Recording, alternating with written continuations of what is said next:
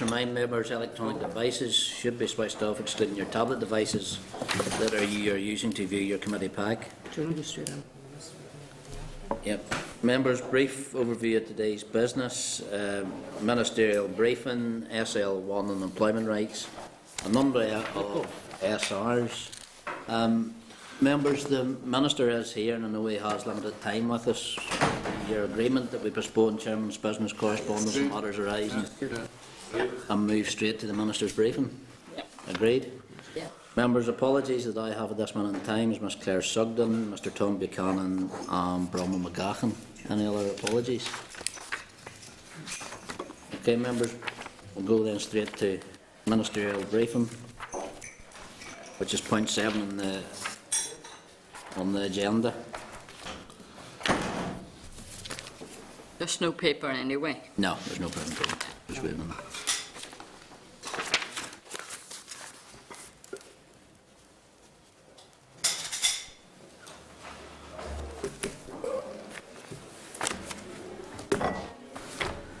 That's the working load. Prime Minister is just up.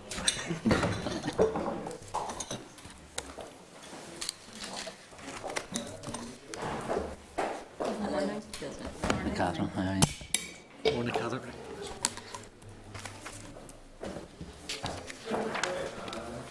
He's talking. Your legs on it. Okay. Good morning, Minister. Derek, Catherine, you are very welcome to come along to give us a briefing on current issues and an update to the European Social Fund, I think is the title of this session. So, Minister, you're very welcome. That's grand. I should say, Chair, actually, the official title is an update on current issues. And it's a little bit of added extra from the committee, but I anticipate that the European Social Fund may feature as part of our discussions. So we're happy to give further updates in that regard as we go. As usual, Chair, I mean, this is a hopefully going to be a free-flowing discussion around a range of ongoing issues facing the department, and we will do our best to respond to questions from the committee today, but obviously if there's issues that are raised that are specific, and just given the nature of the briefing being quite general, we'll come back to the committee in writing if there's things that we do need to follow through with. If we maybe start then with ESF, if that's the desire of the committee, you'll appreciate that work is still ongoing in this regard. We now have a situation where I think it's 101 organisations moved into the phase 2, with 9 organisations with whom clarification is being carried through, and that work is still ongoing. It's close to being concluded. Appeals are also being considered in relation to phase 1, and it's anticipated that those appeals will be closed by Friday of this week, barring any other areas where we're making a decision that relates to phase 1 where potentially organisations can still appeal, in which case we will reconvene the appeals panel. It's hoped that we would then be notifying the outcomes of the phase 1 appeals at the beginning of next week, probably on Monday. The phase 2 assessments are ongoing, and if members perceive an overlap in that regard, that's fine. There's no risk in terms of what will be a meritorious process as we proceed with that. No decisions have been taken on funding at this stage. I think there's one more phase 2 panel that will be meeting on Friday, and then we will be looking to notify the outcome of the phase 2 towards probably towards the end of next week, and I suppose there's an issue just in terms of how we can best meet the deadline we have set ourselves of the end of March in order that we can have the opportunity of continuing funding where that is relevant for continuing organisations. That's still very much the anticipation of the timescale that we're working to. So we're happy to clarify further any questions around ESF in a moment.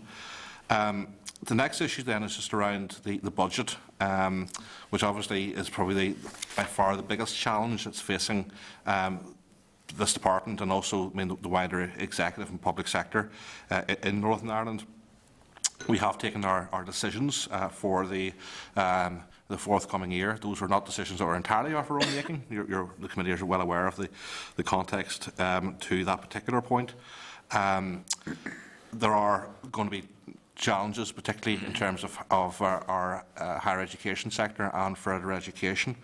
Particularly with a view to higher education, members will be conscious that the current approach that we are adopting to funding our universities is probably no longer sustainable, and we do need to make some decisions about what way we're going to approach that over the forthcoming years, and there's a range of different approaches we can take in that regard, and we are keen to, in the short future, to initiate a process of having a structured engagement with stakeholders in relation to that type of discussion. Whenever we are talking about money, we also need to be very conscious of the looming opportunity in relation to a lower level of corporation tax, which of course does not happen in a vacuum. The pressure on skills will become even more acute than it is today in that context, and it's important that as the executive looks ahead to making a decision on a lower level of corporation tax, that they are factoring in what we need to be doing in terms of additional pressures on skills, and that does tend to overlap to an extent with the point we're making about the structural problems with the budgets in relation to higher education. Some of the other issues that are very much live in terms of my own desk at this stage, and also are issues for the committee. Probably the most important and significant of those is the review of youth training, and I think it's today you're getting a briefing from our officials in terms of the summary of responses to the consultation. We would hope to be making decisions in terms of the final way forward in the very near future. Potentially April into mid to late May, I would anticipate the timescale in that regard becoming. Also, we're looking to United Youth as well, and we're in discussions around the long-term resourcing of a programme in relation to Peace 4 funding, alongside what happens in terms of European Social Fund and other mainstream DEL programmes contributing to that as well. But we are moving ahead with the pilots in that regard, based upon funding has been received in the budget. Economic and activity strategy is currently before the executive, and we await the executive taking a decision to approve that, which hopefully will be achieved in the very near future. And again, we can then move ahead with implementation in that regard. We're also hoping to have a disability employment strategy. It's actually now going to be a disability employment and skills strategy being issued for public consultation within the next number of weeks as well. And similarly, we're working on a further education strategy, and if you've been briefed in that regard. Again, that should be issued for consultation in the very near future.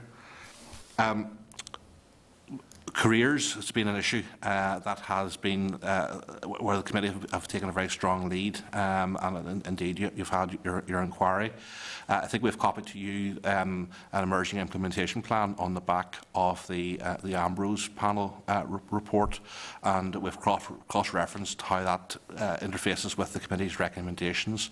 So again, we're happy to discuss that in greater detail and go through that with members.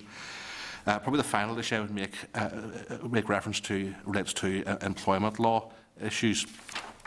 It is our anticipation that we will have a bill to be approved by the executive in the late spring, with the hope of having that bill introduced to the Assembly before the summer recess, and if the second stage is approved by the Assembly, then obviously it will be over to the committee for the detailed committee stage of the bill.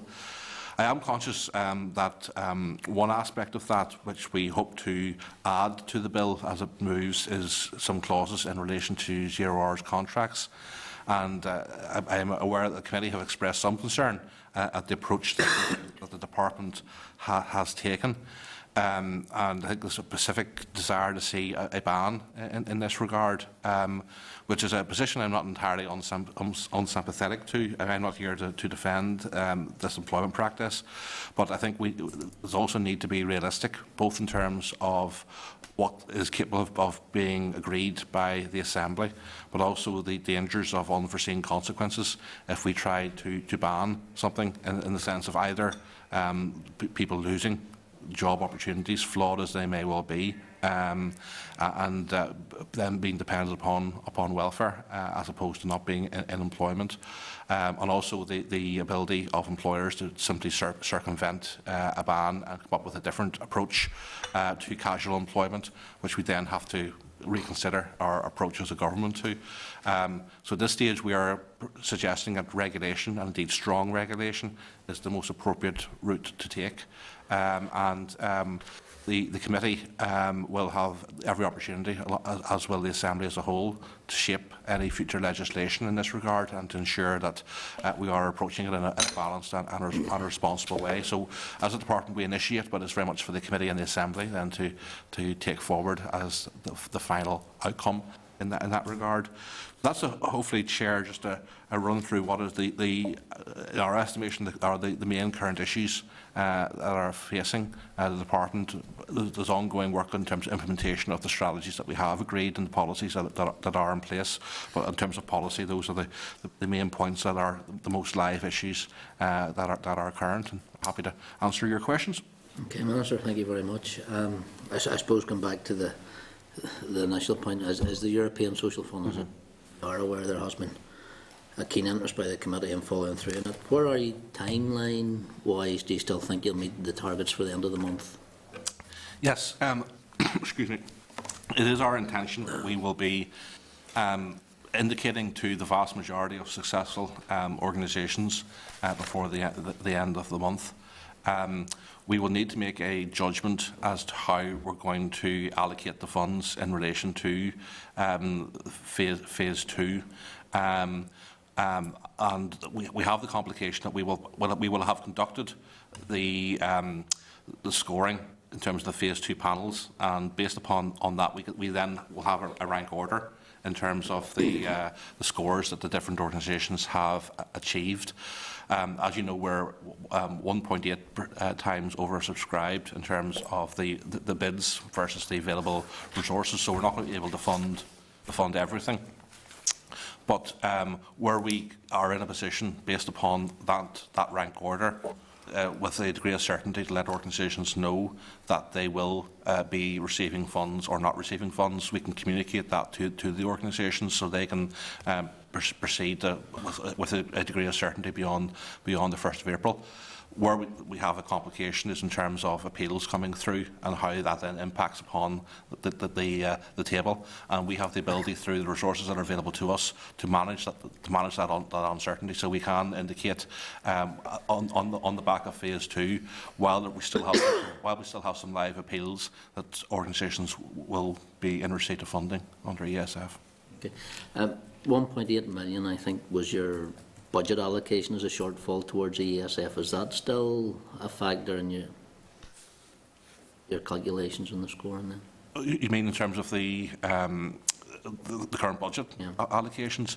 Well, that relates to match funding issues, and that will remain an inherent risk in the system. And I suppose it's a product of the times that we find ourselves in. We will. We have the access to the European Social Fund monies themselves. That's European money, of course, but that can be awarded to organisations. They still have to land the match funding allocations, and that may remain an ongoing difficulty because other public sector organisations are obviously going through the exact same difficulties that this department is going through. I think in your previous presentation to committee, you said you were committing additional resource to the managing authority within the ESF. Can you give us an update on that? How many's been added, or at what grades? No, I don't have that detail. Right. I'm sorry, Chair. You know, if you're asking for numbers of staff or grades of staff, I don't. But you know, our finance director, Stephen McMurray, whom you know, Stephen has offered his assistance to the managing authority, and then on some other issues, we've looked at deploying some of the members of our what we call our FAST team, who go out and do some inspections to deal with some issues.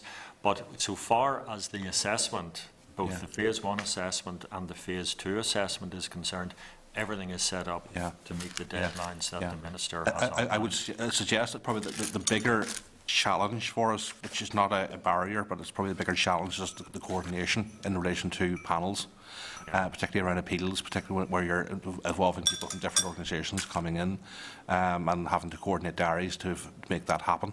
So that's probably the greater challenge than the staffing capacity in the department to process these issues.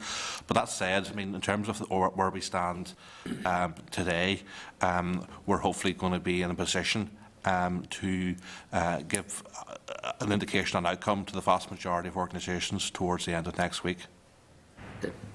Members will take around maybe now just on the ESF before we move on to other factors. Is that all right? Fellow ESF? No. No? Pat? Yeah. I do welcome, Minister, your own role in this and using your own language. You have restored a wee bit of integrity to the process, which is most welcoming in your statement to the House.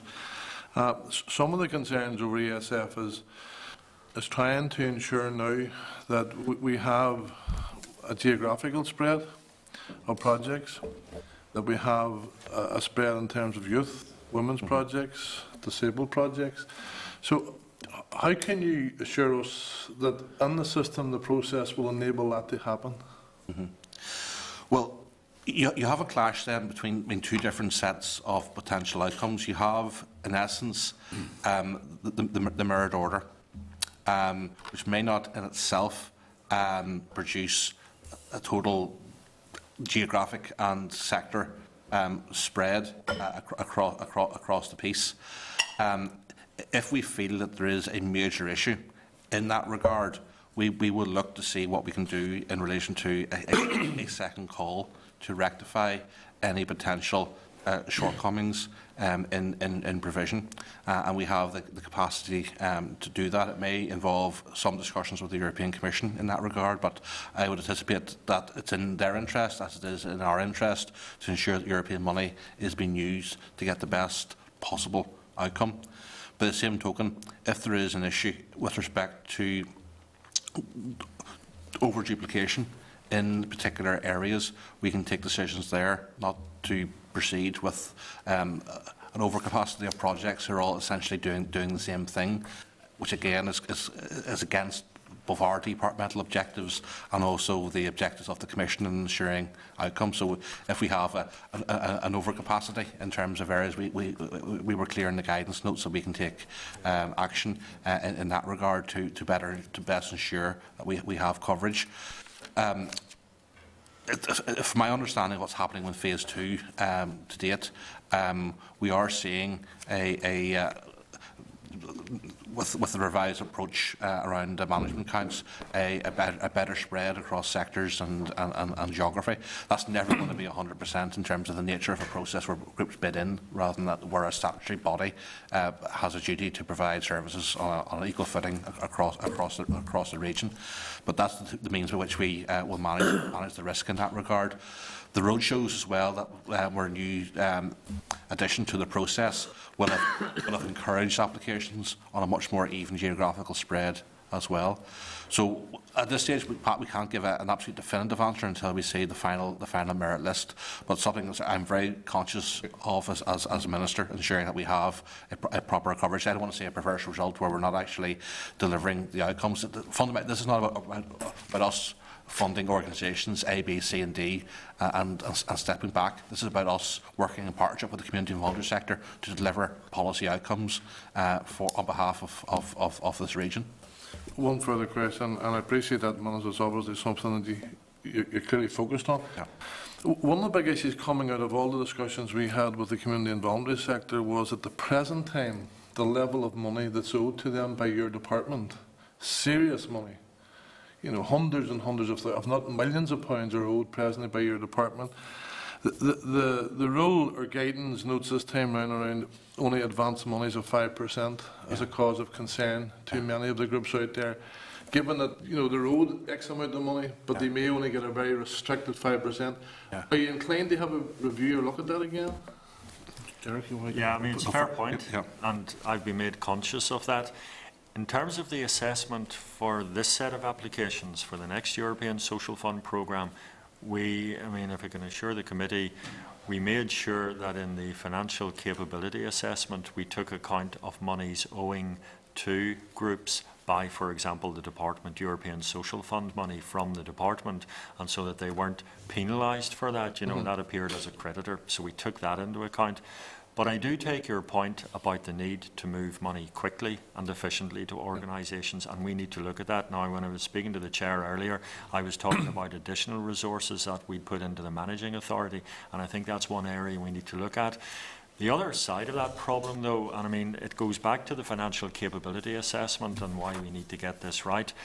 Often money can be held up because of audit by the European Audit Authority. Now, I know that many organisations feel it is overly bureaucratic and overly detailed, and sometimes we rail against that and push back too, but nevertheless we have to comply, and that is a major risk in these programmes. The money can suddenly stop, and until we satisfy the auditors with all of the information they're asking for, the money can't flow again. So I take your point, it is a problem. These organisations need the money to flow and flow efficiently, and so we're trying to improve the process and the systems and enhance the resources available for the next programme so that we don't block that. But we've taken account of money owing in the assessment. Just to supplement then, and Yeah. it mightn't be for today, Derek or Yeah. Minister, in terms, could you give us definitive the amount of money that's owed to the community and voluntary sector over the past year? And if you could break it down, the monies that are presently, because of European procurement or restrictions, Yeah. could you give it at a later stage? Maybe? We'll give an update on that, Chair. Yeah, that will be a snapshot at a particular moment in time. That will always be a constantly moving piece. But yeah, we can give you at a fixed point in time what the situation was in that regard. Anna, ESF question? No. Fra, ESF? Yeah. Please go ahead. Thanks for the presentation, Minister. It's just following on what Pat had asked, and I know that I had asked a question in the Assembly, because we were constantly told by the women's sector across the north that they could be unduly impacted on by decisions that were made, and I know Brandon had raised one issue of the only women's centre west of the Bowen, which is Dungannon. In cases, and just when you were talking about overcapacity or duplication, how would you manage that in terms of there are groups, taking the likes of Belfast where there are a number of women's groups, that you see what the department believes is duplication, a decision that could affect the future of the delivery? Okay. Well, we need to be very careful to say that we cannot guarantee an outcome in the sense that we will fund X activity in X geographic location. Never mind that we will fund X organisation to do that, because we are in what is a competitive process. So this will always be an imperfect science to an extent. But in common with what I said to Pat Fra, I mean, we are very mindful of avoiding duplication and over capacity, and where there are gaps emerging either on a geographic basis or on a sectoral basis. Now, I am reassured now that we have a better pool of women's organisations that have moved to phase 2 than had been the case previously. That said, I have no idea how those organisations have been scored by the panels to date, and I need to step back from that process to ensure that this is done on a purely objective basis. apart from setting the parameters in terms of around which we actually take the decisions will be taken in terms of how the funding will be allocated. But that has to be without knowledge of who the winners and losers as such are going to be in that regard. But where we can intervene is by where we feel that there is two organisations doing more or less the same thing, then we will fund the hire of those.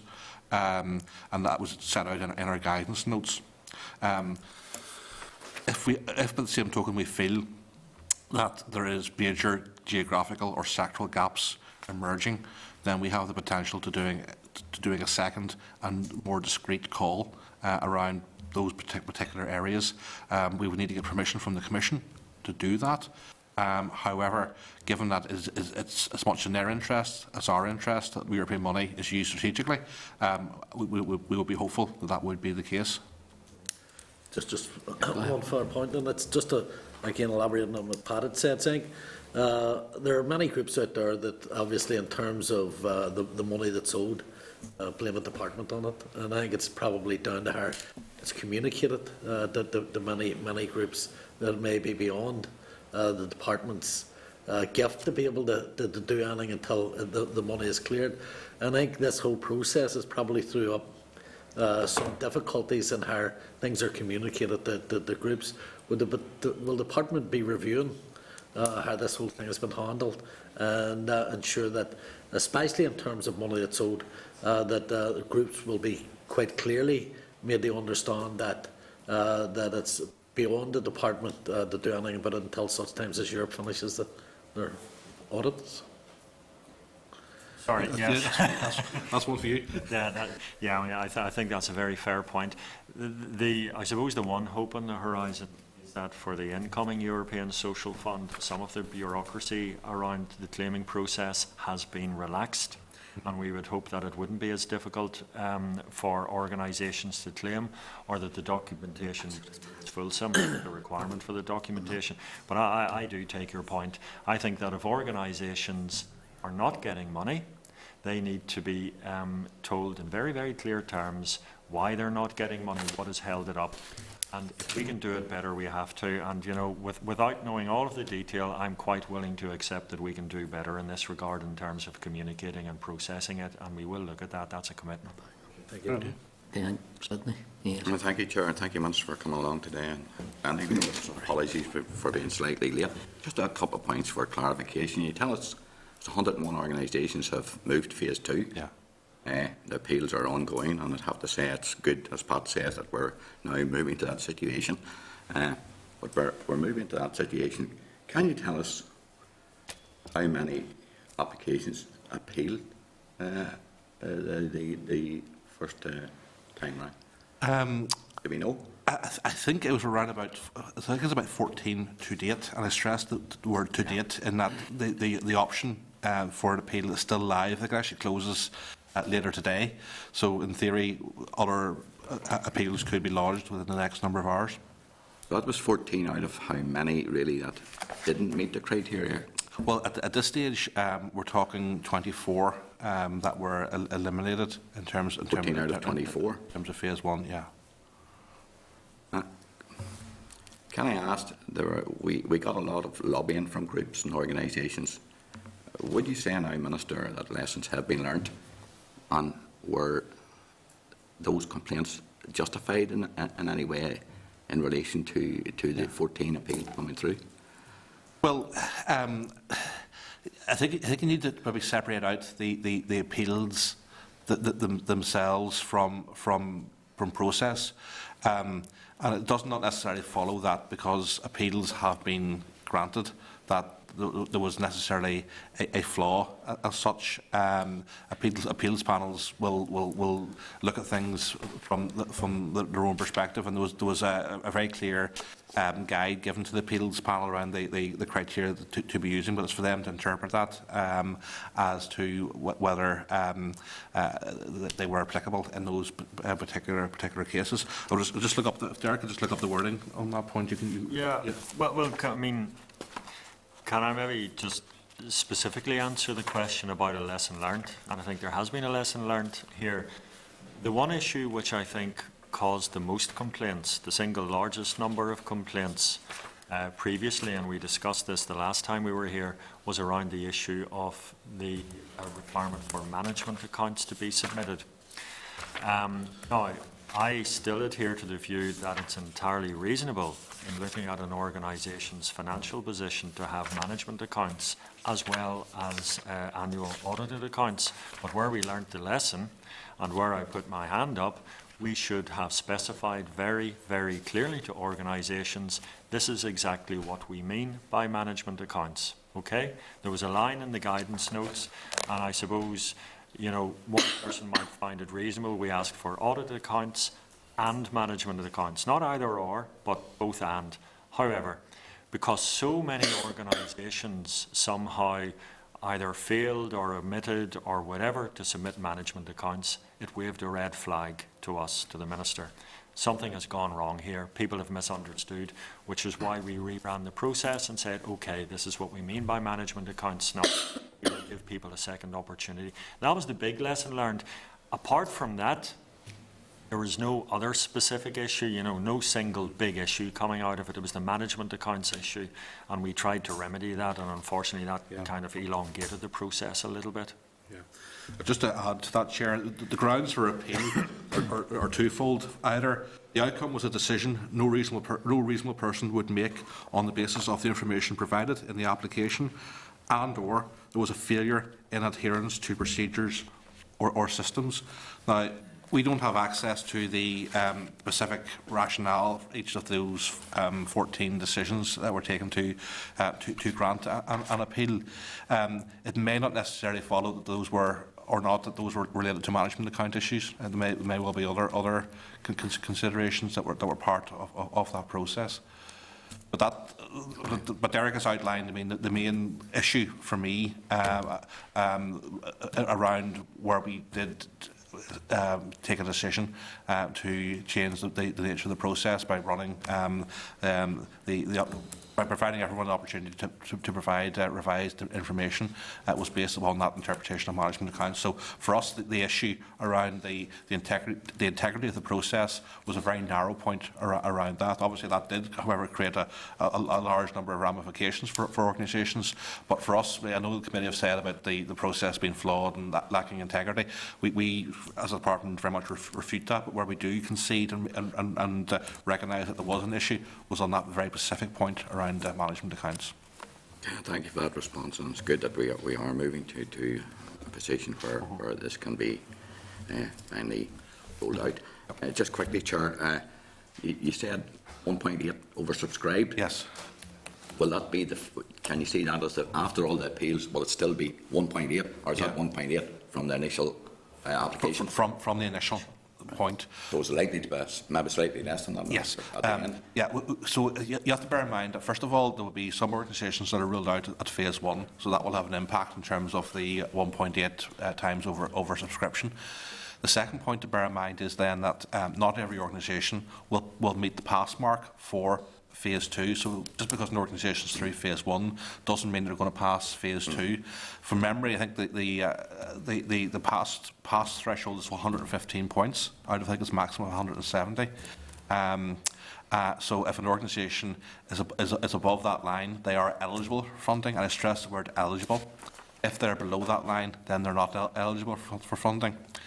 I think it's important, in the interest of transparency, to be very clear that it is not at this stage likely that every organisation that passes the threshold will be funded, because we will still be, in my estimation, still considerably oversubscribed in terms of funding at that point. It will not be 1.8 times, but it will certainly be more than 1 times oversubscribed.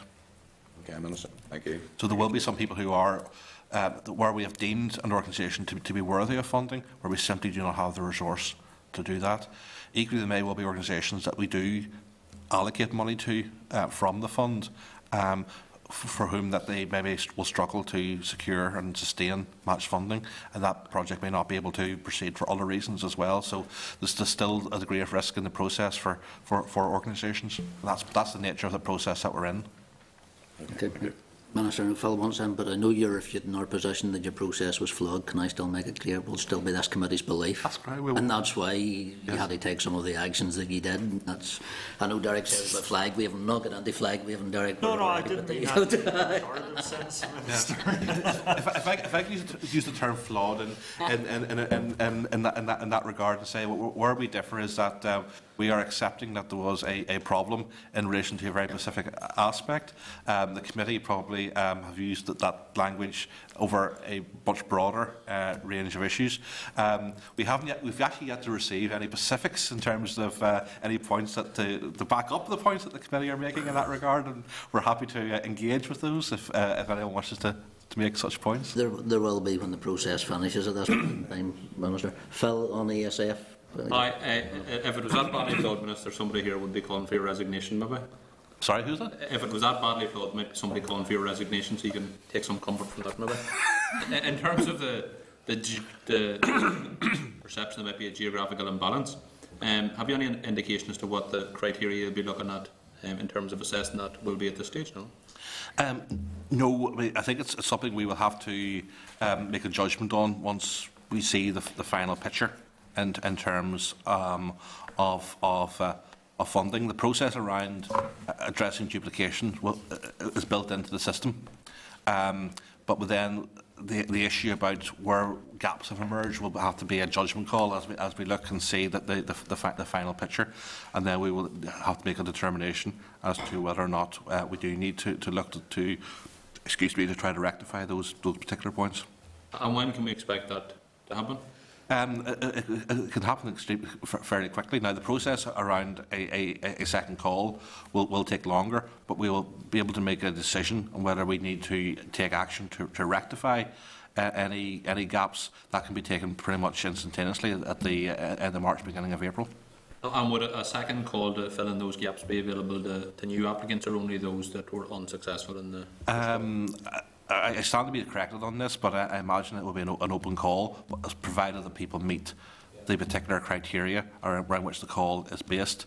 So say, for example, we were doing something around a particular subsection of a sector or a particular geographical area. There would be groups that fell within those criteria that would be part of that, but it would be a distinct call that wouldn't be tied to the previous process. Thanks. You want to contradict me with that? No. Okay, Minister, thank you on that, because I wanted to get the ESF rather than come back and forth and long. And the rest of your comments, I suppose, moving on then to HE and FE, and I suppose specifically funding to the two streams, where do you see any progress being made, or when can we expect an announcement as to how much both can expect to be cut? Well, we've made that clear already to the committee chair where we're heading in that regard. In terms of the remainder of the budget gap to be filled, it was our intention that would be met by 14 million in relation to the higher education institutions, 12 million from the further education sector, which left a balance, I think it was 4.1 through a number of other savings within the department. Obviously, on the back of the decision around the premia, the higher education figure has now gone to 16.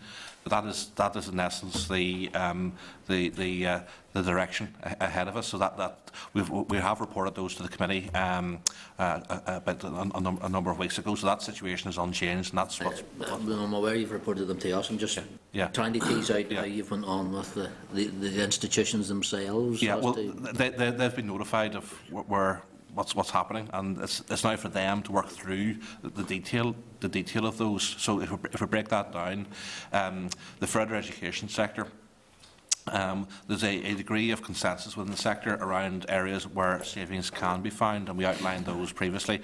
For example, standardisation around fees to be charged for HE and FE. There's some programmes, for example, Learner Access Engagement Programme, some savings in relation to essential skills. There's an issue around ESOL, and then there's still a residual funding gap that the sector will have to find resources themselves or find savings.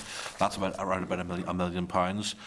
We are proceeding on the basis that we will look to use 6 million of end-of-year flexibility to offset some of that 12 million pressure. That still has to be formally agreed by DFP and agreed by the executive as part of a monitoring round. So while we're hopeful in that regard, because there's always been an understanding that we can call that money down, it has to be formally agreed through the processes, and that in itself is not a given.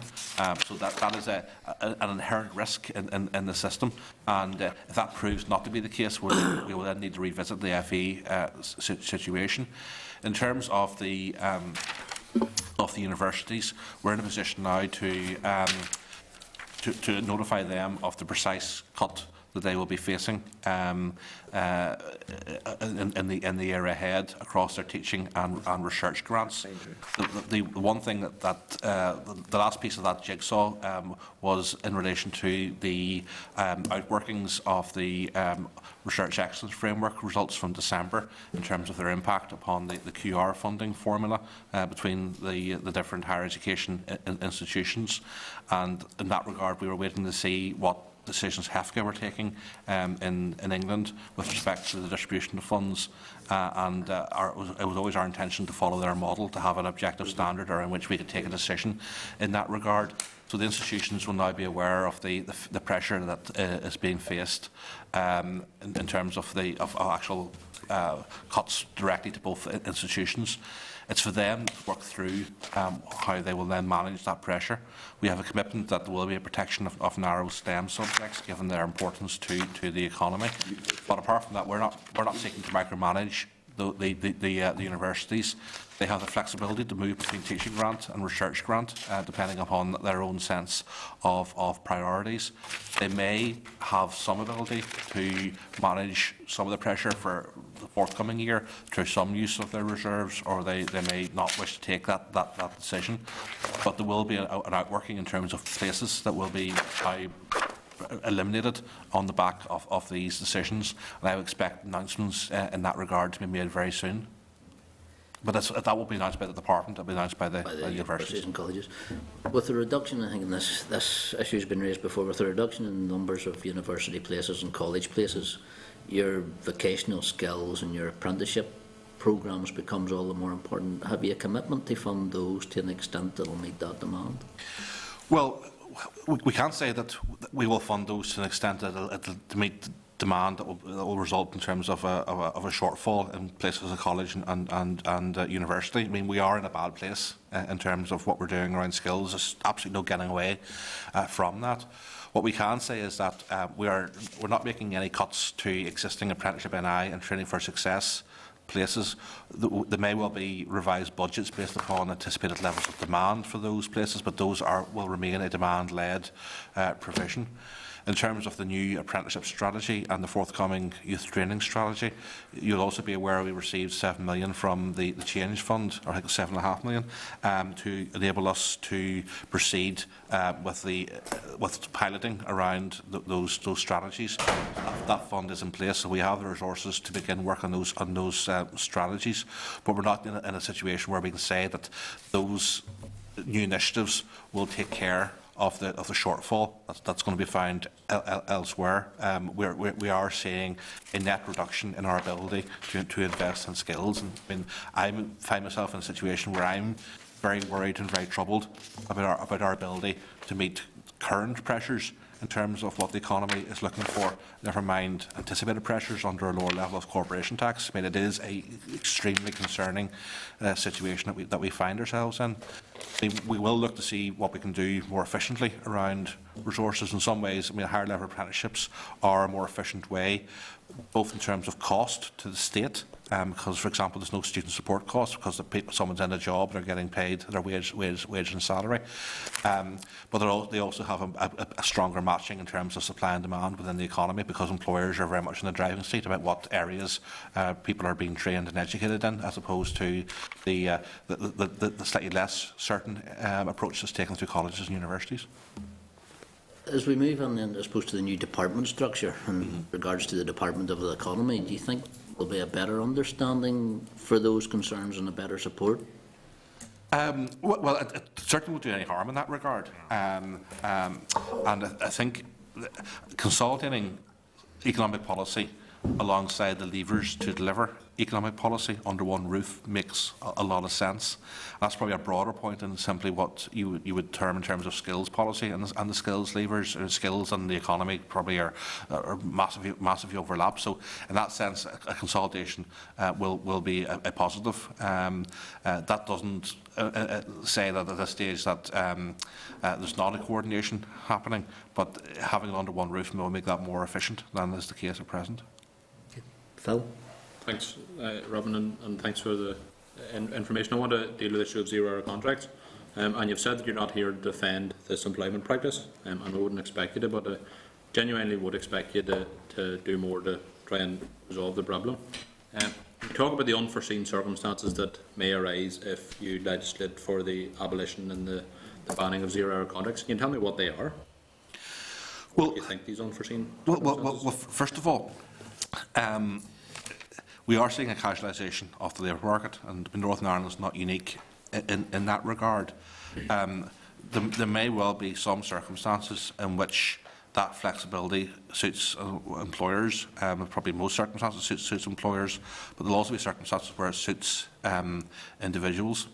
There are, however, a large number of cases where those people who are on zero-hours contracts are there because they have no other choices around employment. Now, you cannot simply say that if you step in and ban zero-hours contracts, that employers will automatically go, OK, I've been found out by the state, all those people who are on zero-hours contracts will now give them a full permanent contract. That may happen in some cases. However, in other cases, that business model may no longer be viable. A business person may change their business model. Equally, the model may not be viable and may not proceed. So there's a danger that we end up with people not being in employment, albeit a flawed form of employment. The other danger you have is a situation where, if we seek to ban them, employers will simply devise a different form of employment contract, which more or less provides the same degree of flexibility to the employer, but does not address the fundamental issues of the vulnerability of workers. And government will simply then have to return to legislate once again to address the new type of casual employment contract that has emerged.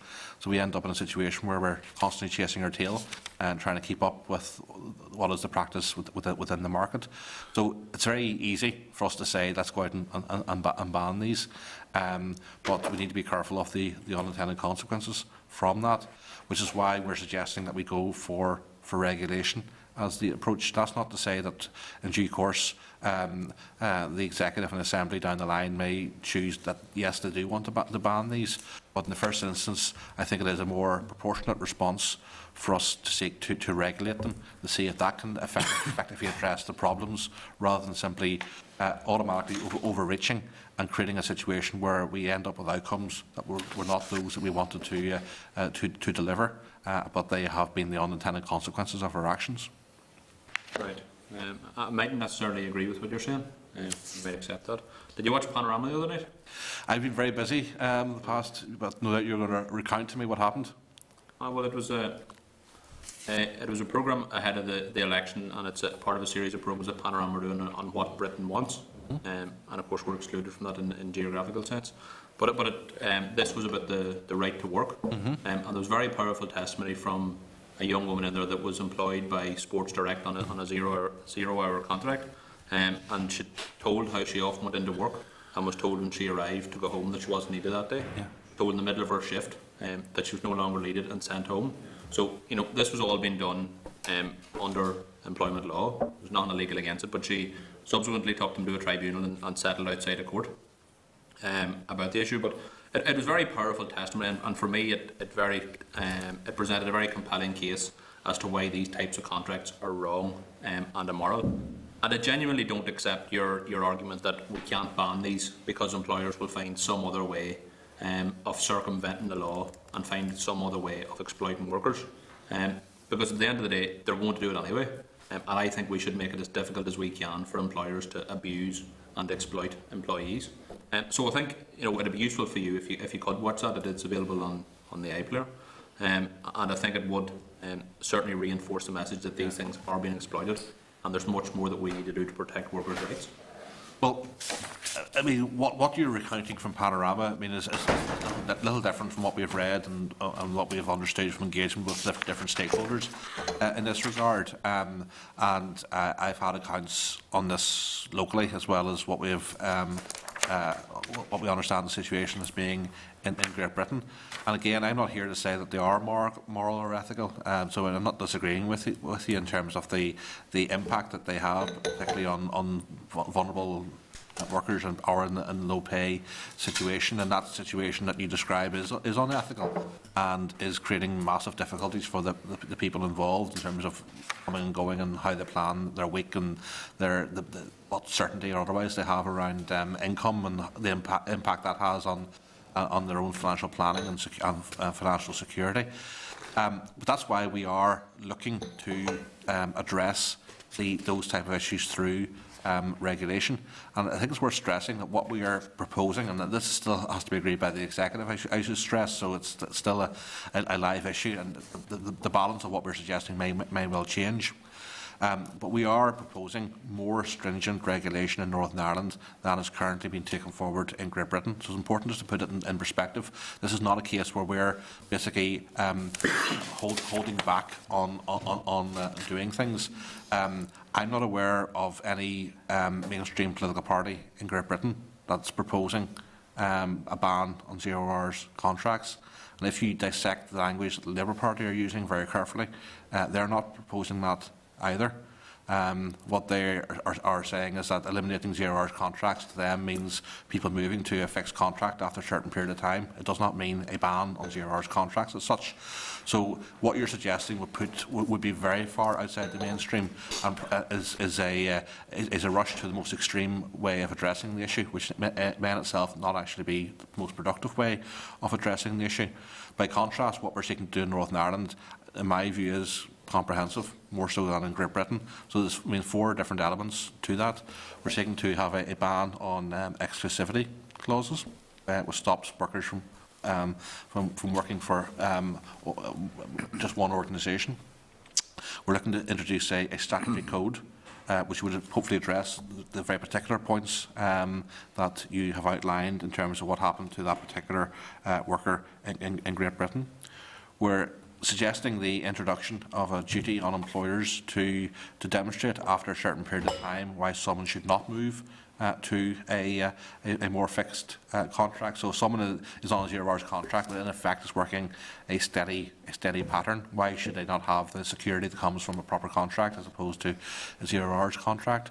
And we're also working with the DSD Minister, and I'm pleased he's enthusiastic about this piece of work, how we can ensure a better interface with the benefit system to help people have a greater degree of surety around their income and make sure they're getting everything that they are entitled to in those situations. So we are proposing to do a lot in Northern Ireland more than is happening across the water.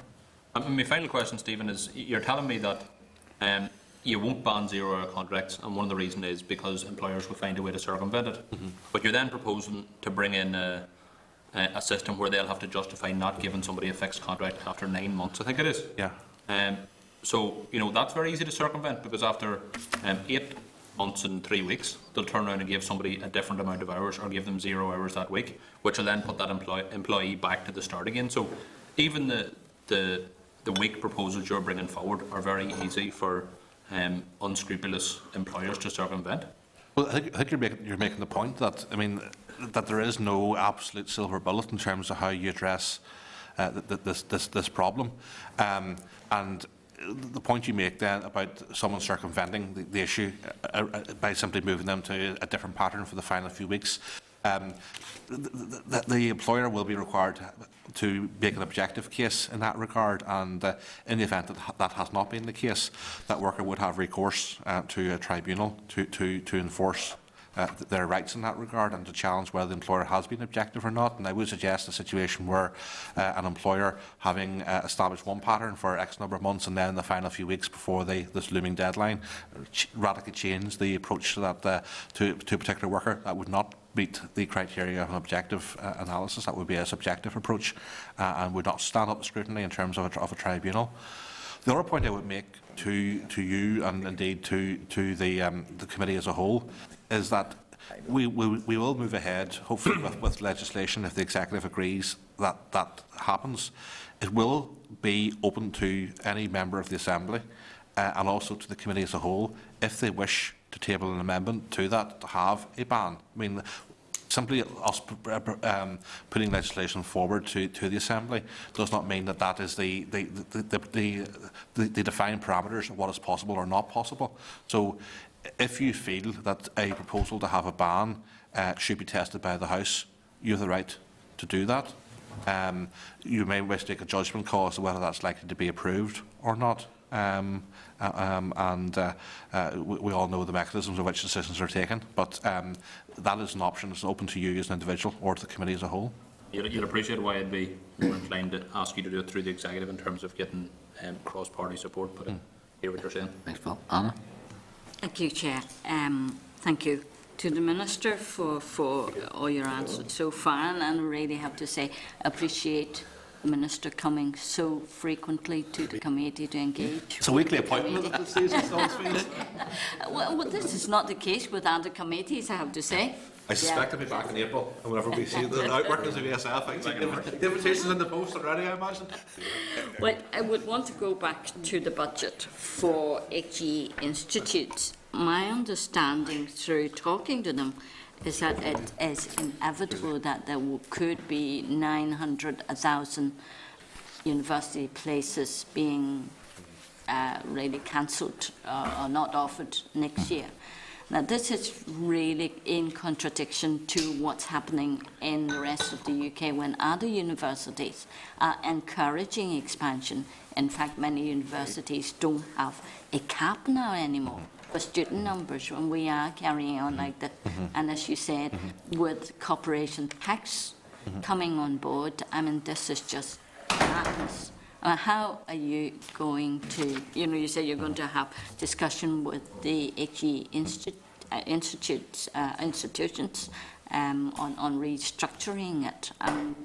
What way can we try to reduce this? Sure, okay. Well, first of all, we've yet to see the final figures coming from the universities. They'll not be as dramatic as the figures that were set out in the draft budget, where we were facing a 10.8% cut potentially. They were asked to give us figures on that basis, but nonetheless they will be shocking. And yes, we're moving in a direction that we don't want to go in, and a direction that's different from the rest of the UK. With full fees, full cost recovery through fees, then it is possible in England for no cap to be in place on places. Where we have a situation where government is subsidising places, which is the case in Northern Ireland, then yes, we do need to regulate, and we do that through MASN. MASN itself is something that we are looking to review as part of the higher education strategy, that we would review the MASN cap. Looking to the future as to what we do about this, I think first of all it's important to bear in mind that there's probably 3 or 4 different pressures in the system. First of all, we have the cut that we're passing on sadly this year of 16 million to the institutions. We have a pre-existing structural gap of between 25 and 40 million, depending on how you work that out, which is the outworking over the past number of years from our approach to higher education funding. And that essentially means that what we're investing per university place varies between 1,000 and 2,500 less than the comparator in England. So we have an ongoing issue there about how we actually preserve quality in terms of our places.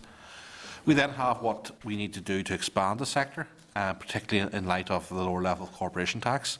That has to be a smart expansion that's based around what are going to be the future needs of the economy. And then we have, and this fourth point, and this may to a large extent overlap with the third point, particularly looking to Pat, who's been very quiet on this point to date so far, over the potential expansion of McGee. So that as well has to be factored in. Now, to address all of that, you are looking to a recurring cost of at least £70 million per year. Now, exactly how that money is going to be found, particularly in a context where budgets are extremely tight and are about to get ever tighter, is going to be one huge conundrum. Now, in different parts of the UK, they have two different models of funding higher education, and we need to look to one or other of these. And I'm not at this stage saying which one we need to follow. I think that's where we need to have the engagement. But in essence, you have in England a situation where they have fees at £9,000. There's two different schools of thought at present. You have the Vice-Chancellors who are making a strong pitch that cap at 9,000 should be lifted, and potentially should it be a higher cap or a free market in fees. You have the Labour Party who made a very definitive comment around fees will be reduced to £6,000. Now, given what happened to another political party whenever they made a pledge on fees before going into government and then did something different, I would imagine there would be huge difficulty for Labour doing something different on this, given that they've now been very definitive on the issue. So we will wait to see what happens in England. In Scotland, they have gone for free fees for local students, but in turn they have pumped in a greater share of their block grant into higher education than we have in Northern Ireland. Now, that is a flatlining situation in Scotland, whereas in England it is a growth situation. In Northern Ireland we're running on a declining situation. We need to make a decision where we're going to go on this. Okay, Anna. Just going back to the zero-hour contracts, Minister. I just mention McGee later on, but the SDLP would certainly recognise the important role that they have to play, particularly in Northern Ireland, but we can't have a situation where it is being exploited as well. It has to be part of good workforce management and planning. I am disappointed that, because what we need here is some type of code of conduct for employers, legislatively defined in your own legislation and going forward. I don't see that there. Some of the questions that I actually tabled to the officials when they came here recently was, it wasn't necessary to carry the maximum research to find out what the issues are in Northern Ireland. I don't think the department did that. Existingly, we have almost 40% of those in zero-hour contracts are under 24 years of age, and the department they didn't enthuse me by informing me that they were having that discussion with organisations across Northern Ireland who reflect and advocate on behalf of young people. I recently learned that within the University of Ulster, for example, of over 600 staff teaching and lectures, 50% of them could be in zero-hour contracts. That's worrying. And going forward, that we've had levels, and I don't know what Queen's is. I don't know what the colleges in Northern Ireland have, but I'm sure a few written questions, I'll get them. But in terms of going forward, Minister, we have to be absolutely certain, because young people are being exploited in Northern Ireland, and it's those who are furthest away and who are marginally. So we need to have further research. Your officials said the last day they would, but I'm asking you to make sure that those take place, to look at models of best practice to ensure that we're reducing that 40% of young people to a much smaller level, and we're not leaving them more vulnerable as well. Well, on this, yes, we are accepting that there's not yet a perfect picture of what the situation in Northern Ireland is. However, I've taken the judgment call, and I'm sure the committee would fully support me in this regard, albeit maybe dispute exactly how far we go in terms of addressing the issue, that rather than wait till we get that full picture, we need to move now to either regulate or, in your view, potentially review the committee's ban zero-hours contracts. If we're simply waiting to get the stats for another 18 months rather than acting, I think we're actually leaving people exposed who are in a vulnerable situation. So I'm essentially suggesting we take a twin-track approach in this, that we ensure that we get as full a picture as we can in Northern Ireland, but at the same time we also move ahead to address the issue, because we can be very clear that we're not going to have a situation where the evidence suggests actually we don't need to take any action in Northern Ireland. We know we do need to take action. We can extrapolate from the situation in the rest of the UK to get a picture, and that would suggest that we're probably at a maximum figure talking around about 28,000.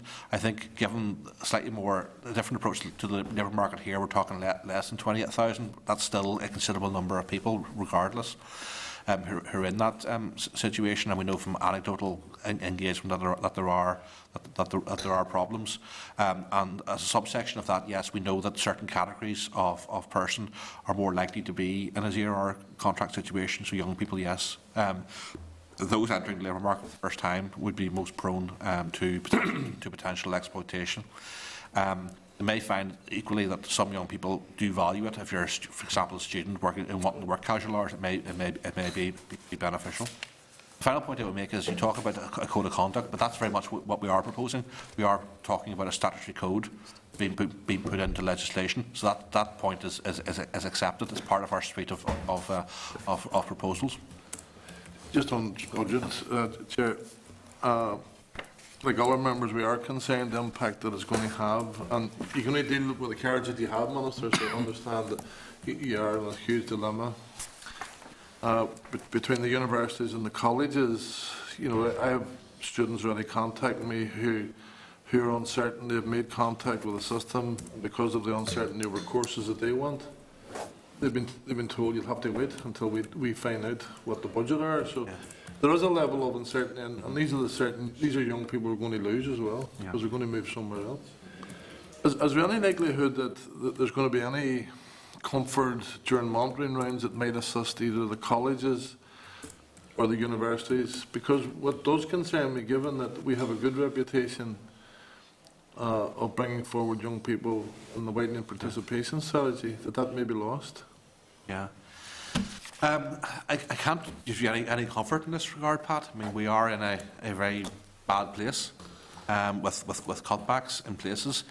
I mean, while I can't rule out bids to the monitoring round in terms of colleges and universities, it's probably not a realistic form to take, given just that they are, that's very short-term funding, and universities will need to be able to plan ahead over what is going to be a 3-year commitment. So if you're taking somebody on, you have to guarantee that place for the 3 years. That's always been a fundamental tenet of the approach we've taken to higher education.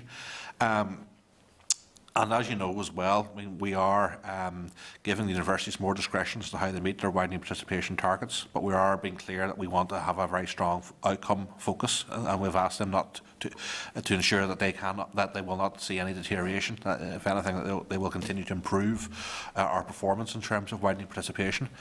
The biggest threat to that doesn't come from the policies or otherwise of the universities. It's simply a reflection of the fact that with less places in Northern Ireland, people will not go to university. Some people will have the means to go to Great Britain and take on a greater level of debt. However, those, particularly from lower socioeconomic backgrounds, will not be willing to take that risk and will simply not go into higher education. And we're not in a situation where we can resource a plan B for those individuals. I mean, if I had the resource to fund the plan B, I would put that resource into plan A and do more of plan A. And you're aware of pressures on the colleges as well. So I mean, we're in a dangerous situation here where the cuts in budget will have an impact on people's life opportunities. One home in a particular area, you know, disability, and you have mentioned the disability employment skills strategy coming forward. We would like to see that sooner rather than later in terms of, one, but could only imagine with the welfare reforms, there's going to be serious pressure on your officials on guidance and servicing and advising those people. But just going back in case I forget, this committee is carrying out an inquiry on the post-19. And I understand that on the non-accredited courses in the colleges, and a lot of non-accredited courses in the colleges are are for people who have learning disabilities, who might repeat them even as well. Is there a situation where the colleges may no longer be funded in non-accredited courses that will further marginalise this group that we're presently examining? Well, I'll bring Catherine in a second. Let me just make two broad points. First of all, Pat, in terms of disability, yes, we are heavily committed to the strategy. It will be important and groundbreaking in terms of how we better consolidate what we're doing. Also, we're not cutting the support that we give to students with disabilities in terms of further education and higher education, or are we cutting our disability employment programmes? So those monies remain, and there will be demand-led. So if it's an underspend, that's one thing, but we're not restricting or rationing access to those programmes. You know, we've increased, for example, the additional support fund in further education. Where we see a particular problem is in terms of new investments. So the committee are conducting the inquiry around learning disability. What you're doing, in some ways, strays beyond the direct remit of this department into what is essentially a wider cross-cutting issue, which is fine, because these things don't fit in the silos, and parents don't care about silos; they want results. The executive have their mental health and learning disability subcommittee as well, and work is ongoing around an action plan in that regard. The difficulty you have is that departments will have to make decisions around to what extent they can resource new commitments or close gaps that exist relative to their other commitments, and that in a declining resource situation is going to be incredibly difficult. In terms of the provision directly in the colleges, Catherine? In terms of the hobby and leisure provision, as you know, that was one of the areas that, or it is one of the areas that is being cut, except for people who have learning disabilities. We're not cutting that, we're protecting that. But it does mean that the colleges will then have to make cuts somewhere else. We had said originally, we just gave a blanket that it would be cut, and then when we examined it in detail, we discovered that there were a number of students who have learning difficulties and avail of these courses, so we protected that. Just finally, Gerald, protection is different from expansion, and that's the problem we have. The teaching block at McGee, you've already talked about McGee, so we'll not rehearse that again. The teaching block, where is it now in the system? You were indicating it was very close to yes, I'm pleased to tell you I've cleared the business case. It is currently with DFP, awaiting their sign-off. Hopefully, fingers crossed, we're not anticipating any issues, and then once that's through, we can then look to see how we can best resource it going ahead. But I'm quietly confident that there'll be good news in that regard in the very near future. Okay. And economic and activity, you did indicate to the House last week that both you and the Dáil Minister were presenting a paper to the Executive last week. Was that approved? It is yet to be approved, but the Executive hasn't met for a couple of weeks, just with different things happening. Okay. But the Executive is due to meet next Thursday. So no doubt that all members will encourage their respective party ministers to consider it in a positive light. How you looking in? How about you, Fra? I know exactly here. Thank you, Mr. Chairman, and can I apologise for not being here for your briefing. I blame the motorway and a couple of accidents on that. But would you agree, I know members had some concerns in around zero contracts, but would you not agree that it's important that nothing's done to discourage employers from taking on young people, even on a part-time basis? I think it's vital that they do get that experience, you know? Well, this is the balance that we have to find. It is to ensure that we have sufficient flexibility within the economy, that people will have employment opportunities. At the same time, avoiding a situation where people are being exploited in that situation. So I think where we particularly see a situation where people are trapped in that situation, where they're, for example, not allowed to take on other work, or if there's an established pattern of activity where they are in effect doing regular hours but without the protections that come from a regular hours contract, for example, knowing with certainty the income you're going to have from on a week-to-week basis, then that's where we need to step in. So hopefully the proposals that we have before the executive are balanced in that regard. But by the same token, I'll just reiterate again that these are our proposals, which will hopefully form the basis of clauses in the forthcoming employment bill.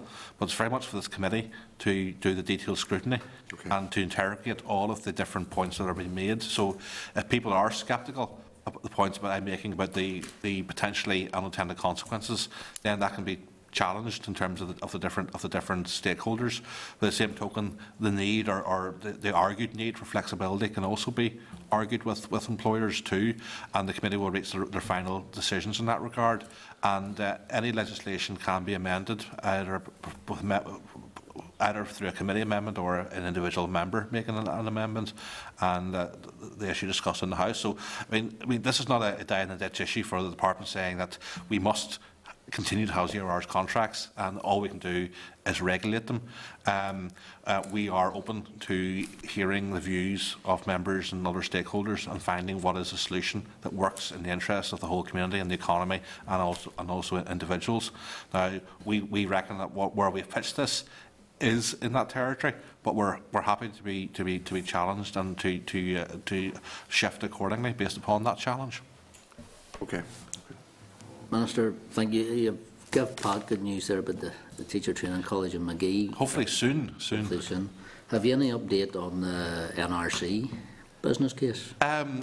We are looking at that. And one of the particular complications that we're now assessing is how we interact with the St Patrick's Barracks site in Ballymena, which is immediately adjacent to one of the current sites, and it's one of these dilemmas that we have in the sense that we can proceed with a business case based upon the pre-existing options in terms of land and make a decision, or we can take a little bit longer to examine the wider options.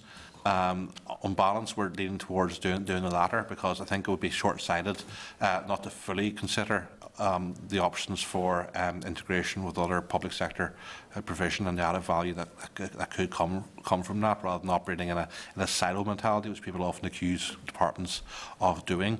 But that will have a certain knock-on implication. We are keen, I know the college are very keen to get the business case approved as soon as possible so that we can add them to the queue for funding.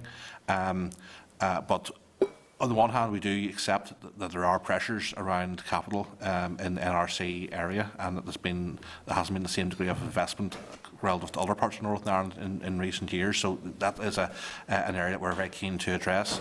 At the same token, I mean, there's going to be a real problem around capital funding over coming years. Our capital budget for the forthcoming year is a lot less than we had hoped, and as you know, capital monies are also being diverted into revenue around some of the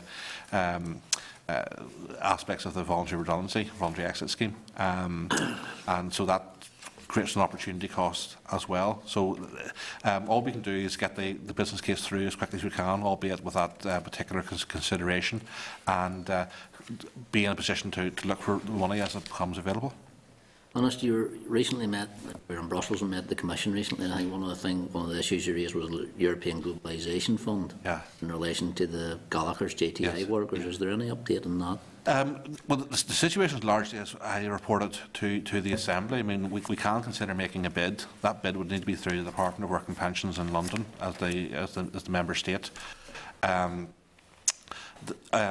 There are issues around our eligibility, which are yet to become clear in terms of the numbers of workers that are affected in Northern Ireland, which can include the supply chain, but you have to net off what is a relocation of employment within the context of the European Union.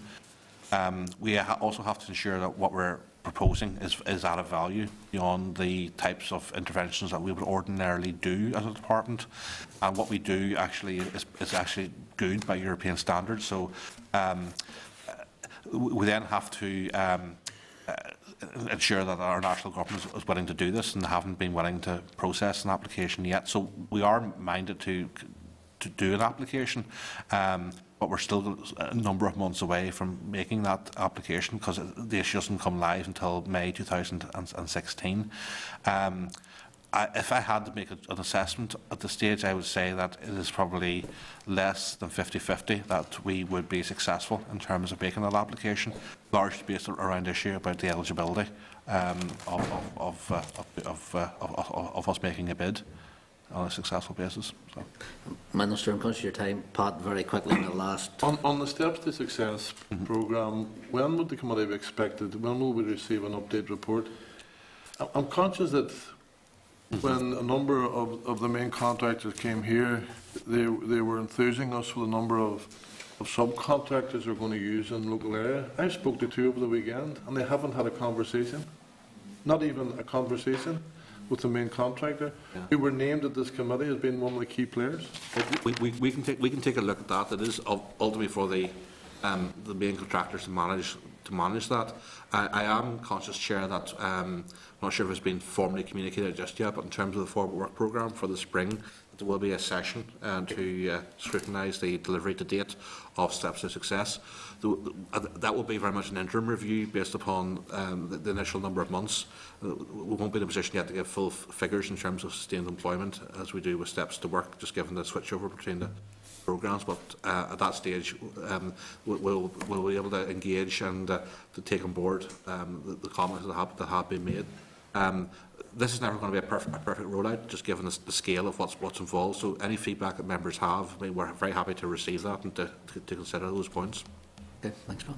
Minister, I think that was one of the conditions we put on at that review, that they would get a full brief as well as another update on the European Social Fund as well. Oh, sure, yes. But, Minister, I think just to reflect on his point earlier on, can I thank you for coming along this morning, and the time you do give to the committee is much appreciated, that we do have access to you. We'll see you sometime in April then.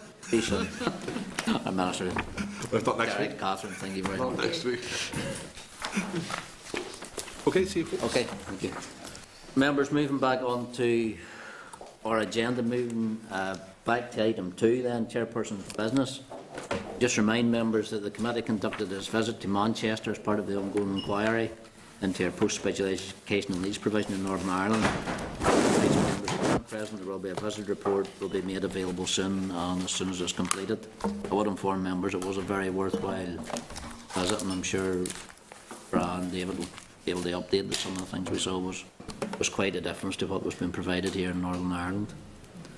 I could also advise members that at their invitation I met with the Principal and Chairperson of the Board of Governors of Stranmillis University College last Friday the 13th of March, and that's in regard to 2 pieces of correspondence which are tabled at pages 77 and 79, and those are correspondence from Stranmillis University College relating to the discussions that were actually held in regard to them contacting both universities.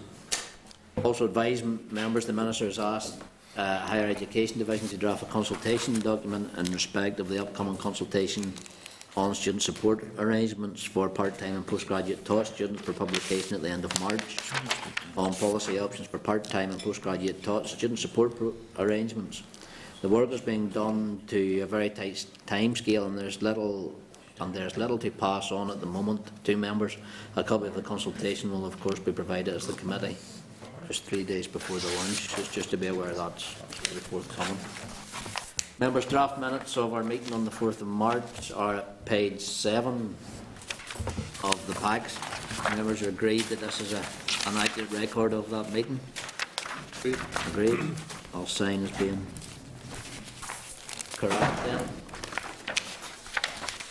Members, matters arising are listed at page 14. Members, could I just ask that action points be agreed as listed? Yeah, great. Content. Okay, members, moving on, correspondence is at page 20 of the pack and also tabled.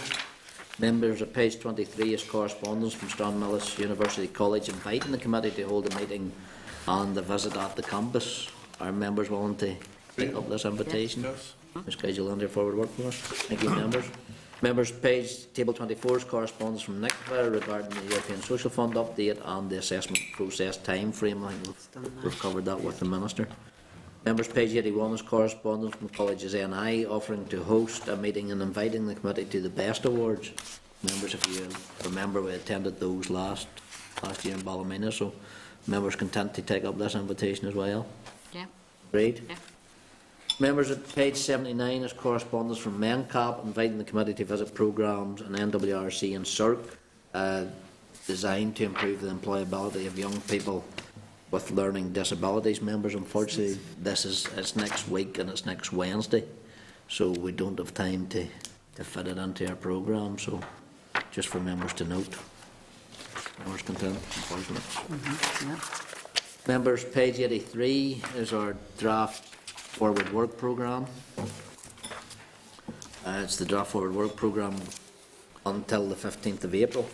Members, I will just note I've asked the department to reschedule the European Social Fund briefing. It was meant to be next week, but as the process is still ongoing, there wasn't going to be anything new. So if members are content, we reschedule that to the 22nd of April, which is our first meeting back. Second meeting back after Easter. So the first meeting back now. So they actually will have something to report to us. Members content we reschedule. Members, other briefings may be scheduled as they arise. Members, anything else? Anna? Just looking at the visits to Enniskillen, is that an all-day event on the 15th of April? This is a morning visit, Anna. Okay. And what's Crest Centre? Is a training organisation? The WAVE Centre that they were putting in a couple of years ago when we went down to Enniskillen. It's renewable energy sort of. It's renewable energy sort of thing. Oh, okay. Special education outreach project as part of the inquiry visits on it. Okay. Okay, members. In that, members, there's an SL1. The SL1 in employment rights is increase of limits order Northern Ireland 2015. Members, is page 86 of your pack. Members, the processed SR is intended to fill a statutory requirement placed on the Department to adjust limits on statutory awards and payments under employment rights legislation in line with annual changes in the rate of inflation.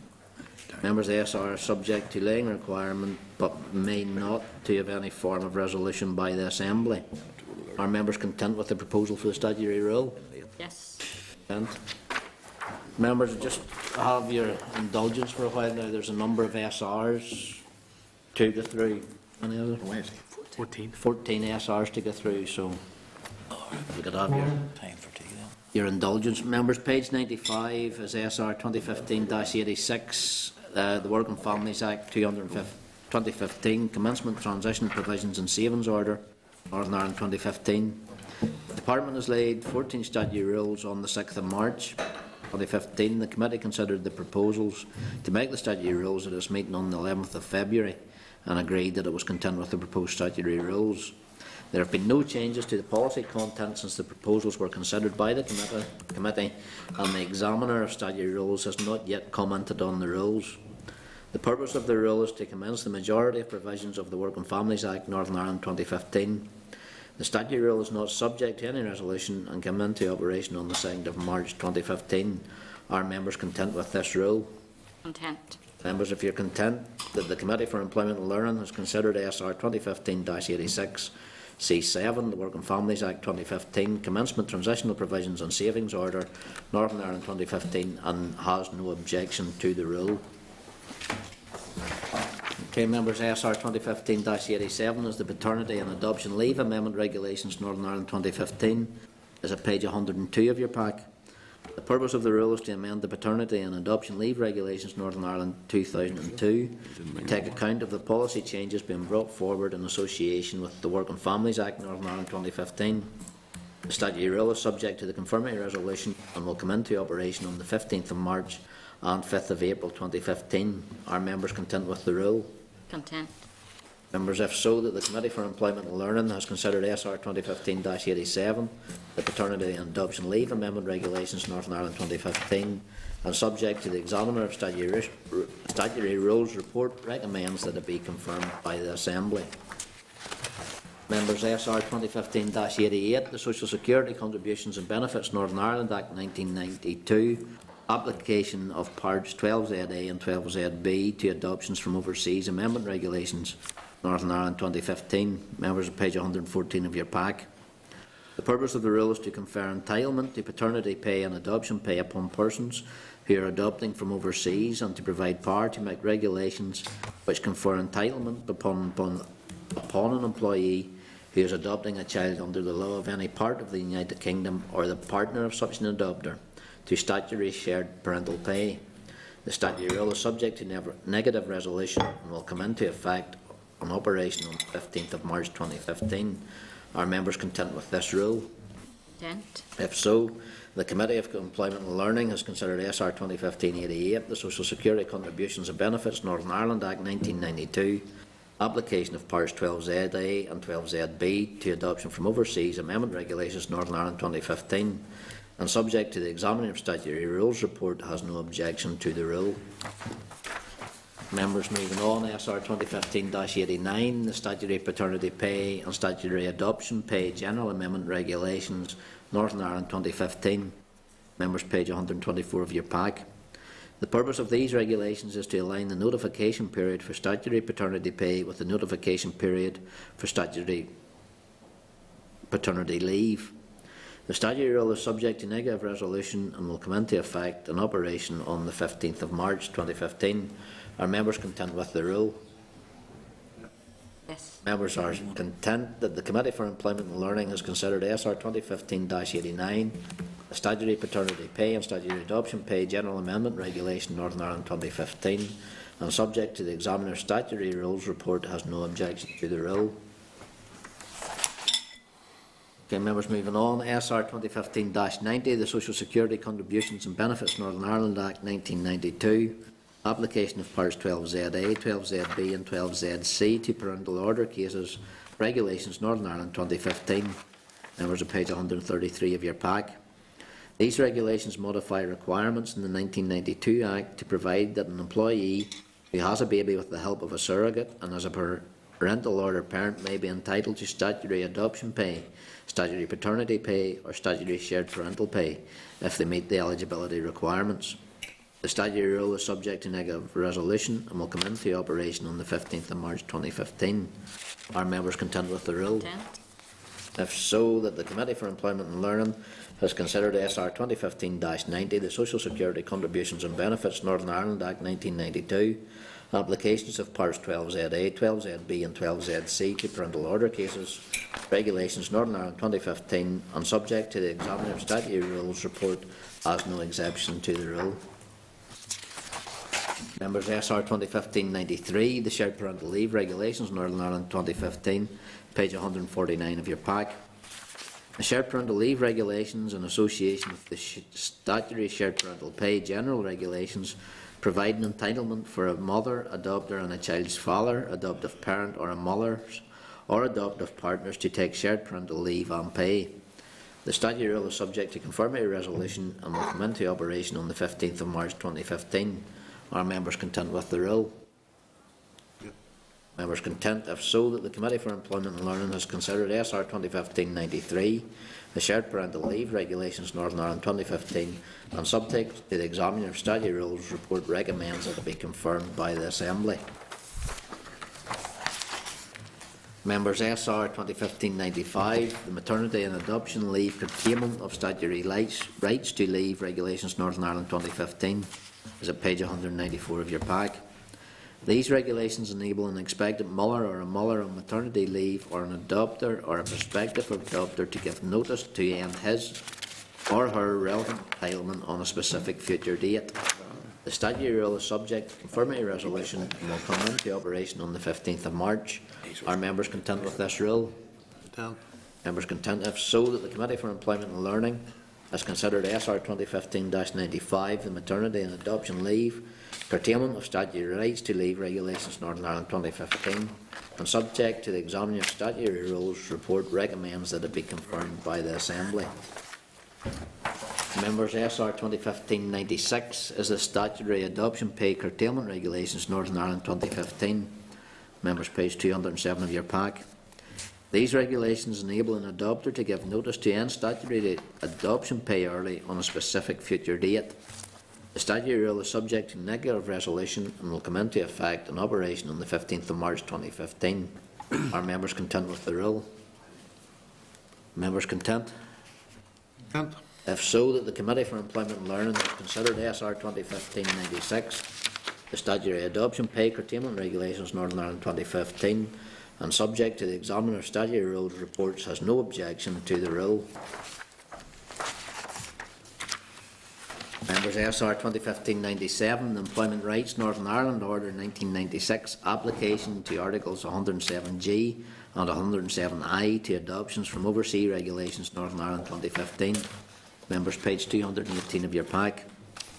These regulations modify existing powers to allow the making of regulations giving entitlement to shared parental leave to employees who are adopting from overseas. The statutory rule is subject to confirmatory resolution and will come into operation on the 15th of March 2015. Are members content with the rule? Content. If so, that the Committee for Employment and Learning has considered SR 2015-97, the Employment Rights Northern Ireland Order 1996, application of Articles 107G and 107I to adoption from overseas Regulations Northern Ireland 2015, and subject to the examining of statutory rules report, recommends that it be confirmed by the Assembly. Members, SR 2015-98, the shared parental leave and paternity and adoption leave, adoption from overseas Regulations Northern Ireland 2015. Members of page 227 of your pack. These regulations modify the maternity and adoption leave, curtailment of statutory rights to leave Regulations Northern Ireland 2015, and shared parental leave Regulations Northern Ireland 2015, so that each appropriately reflects entitlement to shared parental leave for qualifying individuals adopting from overseas and the different triggers and qualification points which exist in these cases. The statutory rule is subject to confirmatory resolution and will come into operation on the 5th of April 2015. Are members content with this rule?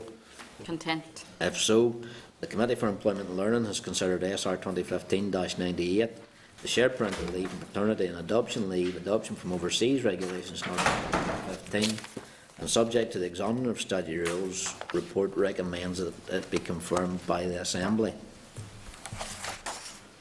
Members, SR 2015-100, the Employment Rights Northern Ireland Order 1996, application of Articles 107A, 107B, 107G, 107I, 112A and 112B to parental order cases, Regulations Northern Ireland 2015. Members, page 240 of your pack. These regulations apply and modify existing powers in the 1996 order to allow the making of regulations to give an employee who meets the eligibility criteria entitlement to statutory adoption leave, paternity leave and shared parental leave if the employee has a child born with the help of a surrogate and the employee is a parental order parent. The statutory rule is subject to confirmatory resolution and will come into operation on the 15th of March 2015. Are members content with this rule? Content. If so, that the Committee for Employment and Learning has considered 2015-100, the Employment Rights Northern Ireland Order 1996, application of Articles 107A, 107B, 107G, 107I, 112A and 112B to parental order cases, Regulations Northern Ireland 2015, and subject to the examining of statutory rules report, recommends that it be confirmed by the Assembly. Members, SR 2015-101, the paternity, adoption and shared parental leave, parental order cases regulations, Northern Ireland 2015. Members, at page 252 of your pack. The regulations themselves modify the paternity and adoption leave regulations, the maternity and adoption leave curtailment of statutory rights to leave regulations, and the shared parental leave regulations. The purpose of the modifications is to provide entitlement to adoption, paternity and shared parental leave to qualifying parental order parents. The statutory rule is subject to confirmatory resolution and will come into operation on the 15th of March 2015. Are members content with the rule? Content. Content. If so, that the Committee for Employment and Learning has considered SR 2015-101, the paternity, adoption and shared parental leave, parental order cases regulations, Northern Ireland 2015, and subject to the examining of statutory rules report, recommends that it be confirmed by the Assembly.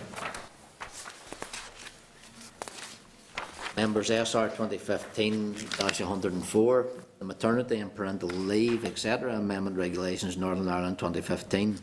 Members, is page 269 of your pack.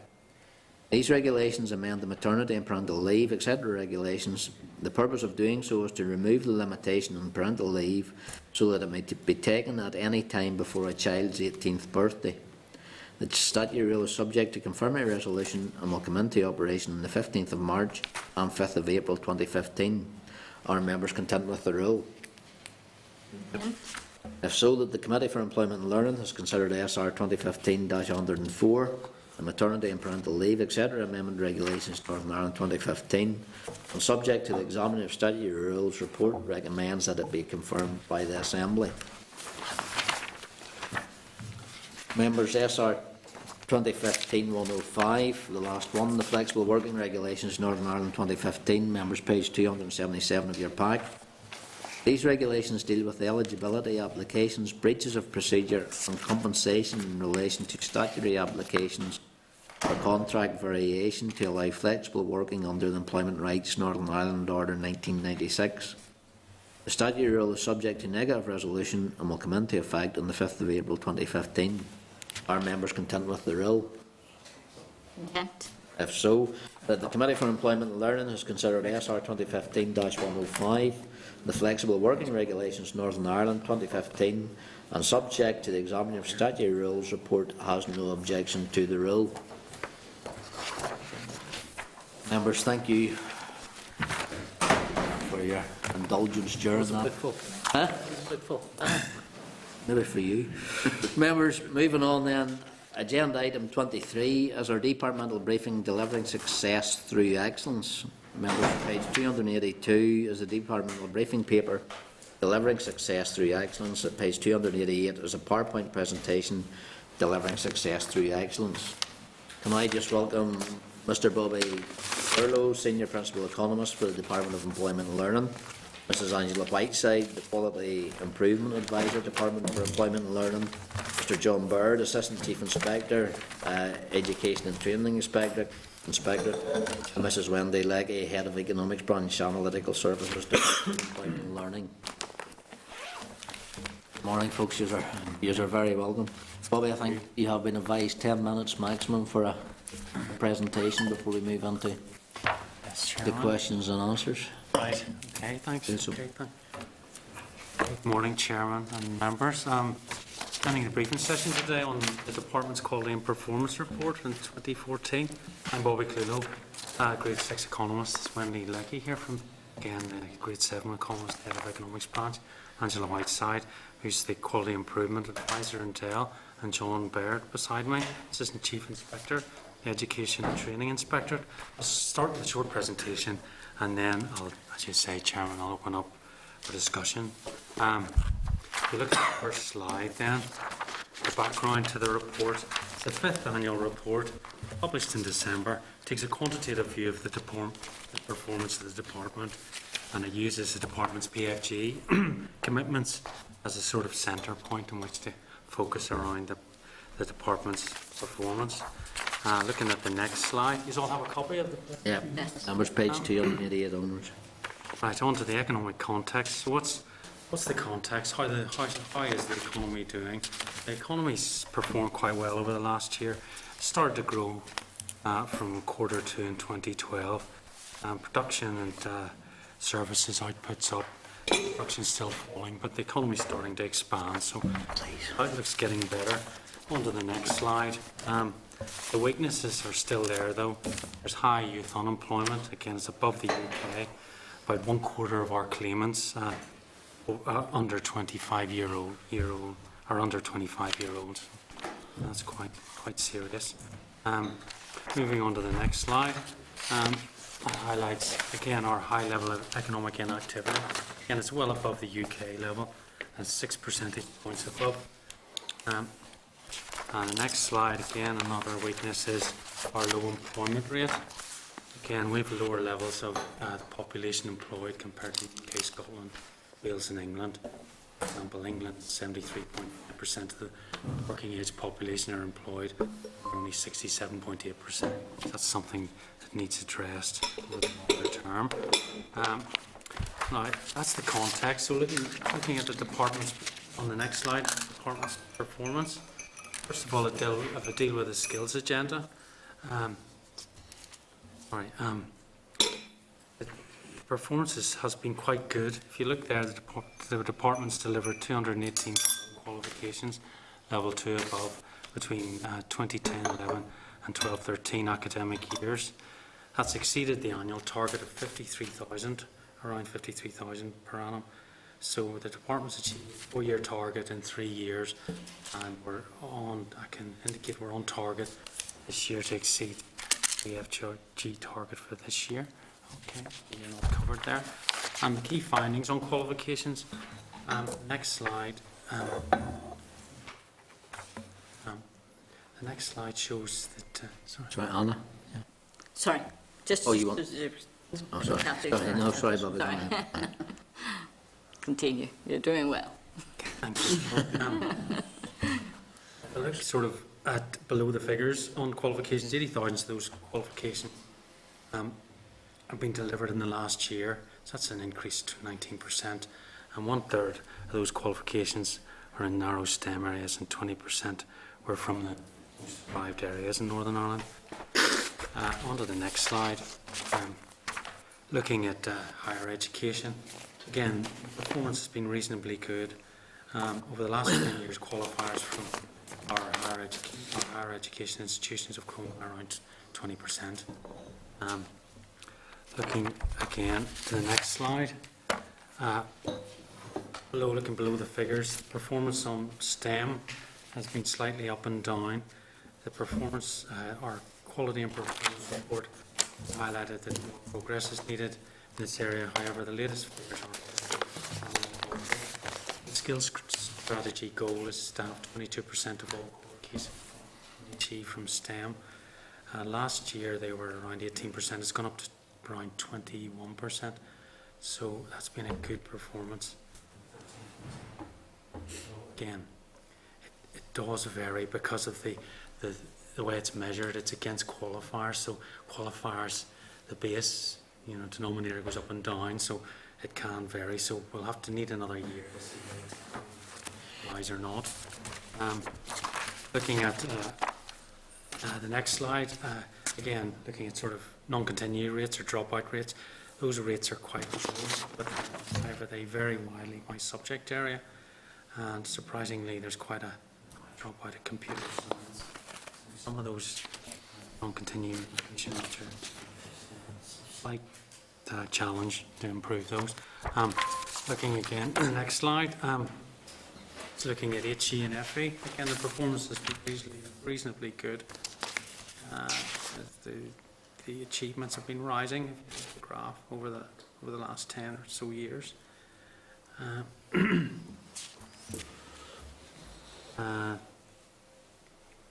Yes, narrow STEM as well. We looked at the narrow STEM qualification below that, and they're up as well. So that's been quite good. Looking at further education, the next slide. That has been reasonably good again for further education. There's been a significant rise in overall FE qualification, level 2 and above, for the last year. Go through this very quickly. I don't want to overrun the time. Again, on further education, the overall retention rate is about 91%, and the achievement rate is 85%. But if you look across the board, it varies quite widely by subject, and achievement rates are quite low. Retention achievement is quite low in biology, and the languages and achievements low in physics. So again, those are areas which are a challenge to look at. Again, need to be looked at. Moving on. Next slide just shows that FE is reasonably engaging successfully with individuals from the most deprived areas in Northern Ireland. So it's a roughly even spread. Each group getting roughly its fair share of places. So the most deprived group's getting around 17%. Should account for 20% on an exact equal share, but 17% is close. So looking on again at the next slide, it deals with training for success and program-led apprenticeships. Again, there's been a steady increase in those qualifications through training for success. Again, from 0809 to 1213, the data's in the table. Again, a reasonably good performance there. looking at the next slide, the only drawback has been that those individuals benefiting from Training for Success has dropped 3% since July 2012. But again, we looked at the qualifications. The qualifications have held up quite well. Level 2 are up for PLA, Programme Level Apprenticeship. So even despite the fall in occupancy. Looking at the next slide, over my time, apprenticeships performance has been less good, although 7,450 individuals are benefiting from apprenticeship NI programme itself. This is down 22%, with falls in level 2 and level 3. Again, this is due to changes in the priority funding. There's less funding now for the 25 years and over age group. Group's only focusing on priority sector, all in occupancy, but the qualifications haven't been hit as badly. Level 2 are only down slightly. The level 2 qualifications, up 2,622 this latest year compared to the last 1,950. Qualifications are sort of as badly hit as the occupation levels. Next slide, essential skills. If you look at that, that's quite a success story. The growth across numeracy and ICT subject areas over the last year has been rising. Again, there's growth in addressing literacy and numeracy, and the level 2 essential skills qualifications are up from 20,583 in 11-12 up to 21,500 in 12-13. So it continues to address literacy and numeracy. Next slide, looking at the employment agenda, it's a very positive message. The PFG commitment was to help 114,000 people off benefit into work over the 4-year life of the PFG, and the department hit that target every year. And again, looking at the next slide, and it's quite clear from the success of the steady fall in unemployment. It's a reflection of the upturn. Job market's a lot tighter now than it was. Looking at under the employment agenda measures again, there's been success in addressing the number of needs. There's 37,000 individuals per class that needs, and that's a fall. And the department it's reflecting in the success of a number of the department's schemes and programmes such as the collaboration and innovation, family support programme, and the local employment intermediary service. Looking at the innovation agenda, next slide. The department's met, if you look at the graph for PhD students, the department met its target of increasing by 300 the number of PhD students from over the department's made available another 351 additional in the academic year 13-14. So, last slide on the innovation agenda focuses on the business and community interaction programme. Again, if you look at the income which accrues to the HCG sector, it's been growing steadily from a number of schemes. Department we tend to punch above our weight. If you look at the share of TVA, locally we have a 2% share roughly of GDP, of the UK GDP. And for example, a number of spin-off companies from our universities was around 4% of the total. That was quite good. And our income from tea consultants, the income earned by our university, from 03-04 to 12-13. And income from collaborative research is 3% of the UK total. Again, it's our share of TVA. Look at the last slide in summary.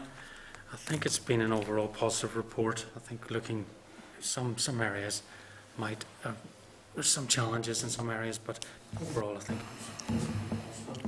the department then published an action plan to address those particular areas. Again, some of the areas that were addressed was to try and raise enrolments in G and FE increasing STEM qualifications. Again, all sorts of programs. I mentioned the additional PhD places, additional STEM places for additional STEM places. And there's, of course, there's the new apprenticeship system. Try and increase the STEM qualifications. There's monitoring of enrolment in the FE development planning process. That addresses, again, variability in retention and achievement, which was highlighted earlier on. Reducing unemployment and inactivity. Again, we've got an inactivity strategy which is currently being developed. We have other schemes like Steps to Success, into work skills support contracts, the youth employment scheme, and the academy model. So hopefully through those, it's making inroads into inactivity now and maybe in the future. And on the innovation agenda, again, the department is continuing to run with the Higher Education Innovation Fund, the fourth round of FE. It's connected through. I think that was it. Very quick and fast. Probably overcomplicated things. Sorry, but you got something from that. Okay. No, Bobby, thank you. You're aware the committee receives regular updates on the PFG and the department's progress towards it, so we are. I don't think there's anything new in the report that we weren't aware of. Can I just ask, in regards to, I suppose it's computer science, there's quite a large dropout there in HE. Have you any indication as to why? That might be happening. That might, yeah, I'm not sure. There's a monitoring system, an right. FE monitoring system at the moment. We just obtain the raw data. Raw data. It's something that probably needs. I don't know whether. Because if you do look at that graph, yeah. The non-continuation rates are quite variable, as you say, and they can. Just as an area that we're meant to be pushing on, expanding on, I thought it was quite interesting. A first-time degree, first-time degree in school with a 9% dropout. This might something maybe for the further investigation. I notice languages is also an area which is quite a high. Creative art. Yes. I think maybe it might reflect difficulty in the subject area as well. Physics is quite, put it sort of bluntly, they're quite hard, and you need a sort of specialism to go down that area in science, an aptitude for science, it doesn't always appeal.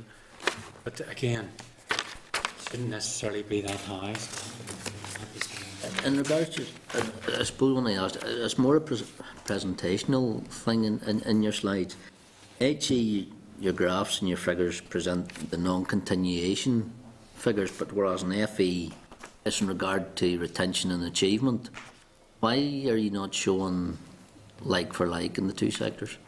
It's just to do with how they're measured. On HE, the data is collected on a UK-wide basis, and so we follow that measure, whereas on FE, it's collected in Northern Ireland, and it's just how they're able to collect it on their systems. But can you not transpose one to the other, or can that? I think it's very difficult, because I think in HE it's much more difficult to do a measure like retention, because people move within courses, within universities quite a bit more. But it's mainly because the Higher Education Statistics Agency across England collect that data on behalf of the universities, so we have to follow their measure. Okay. Bobby, in your reference to apprenticeships and apprenticeships numbers, again, something that the department is supposed to be pushing. July 2011, 10,600. July 13, 7,450. A drop of 3,150 students. Now, I know you referred to that. You may have thought it was due to the removal of the age limits or applications. Would it have been as high as that?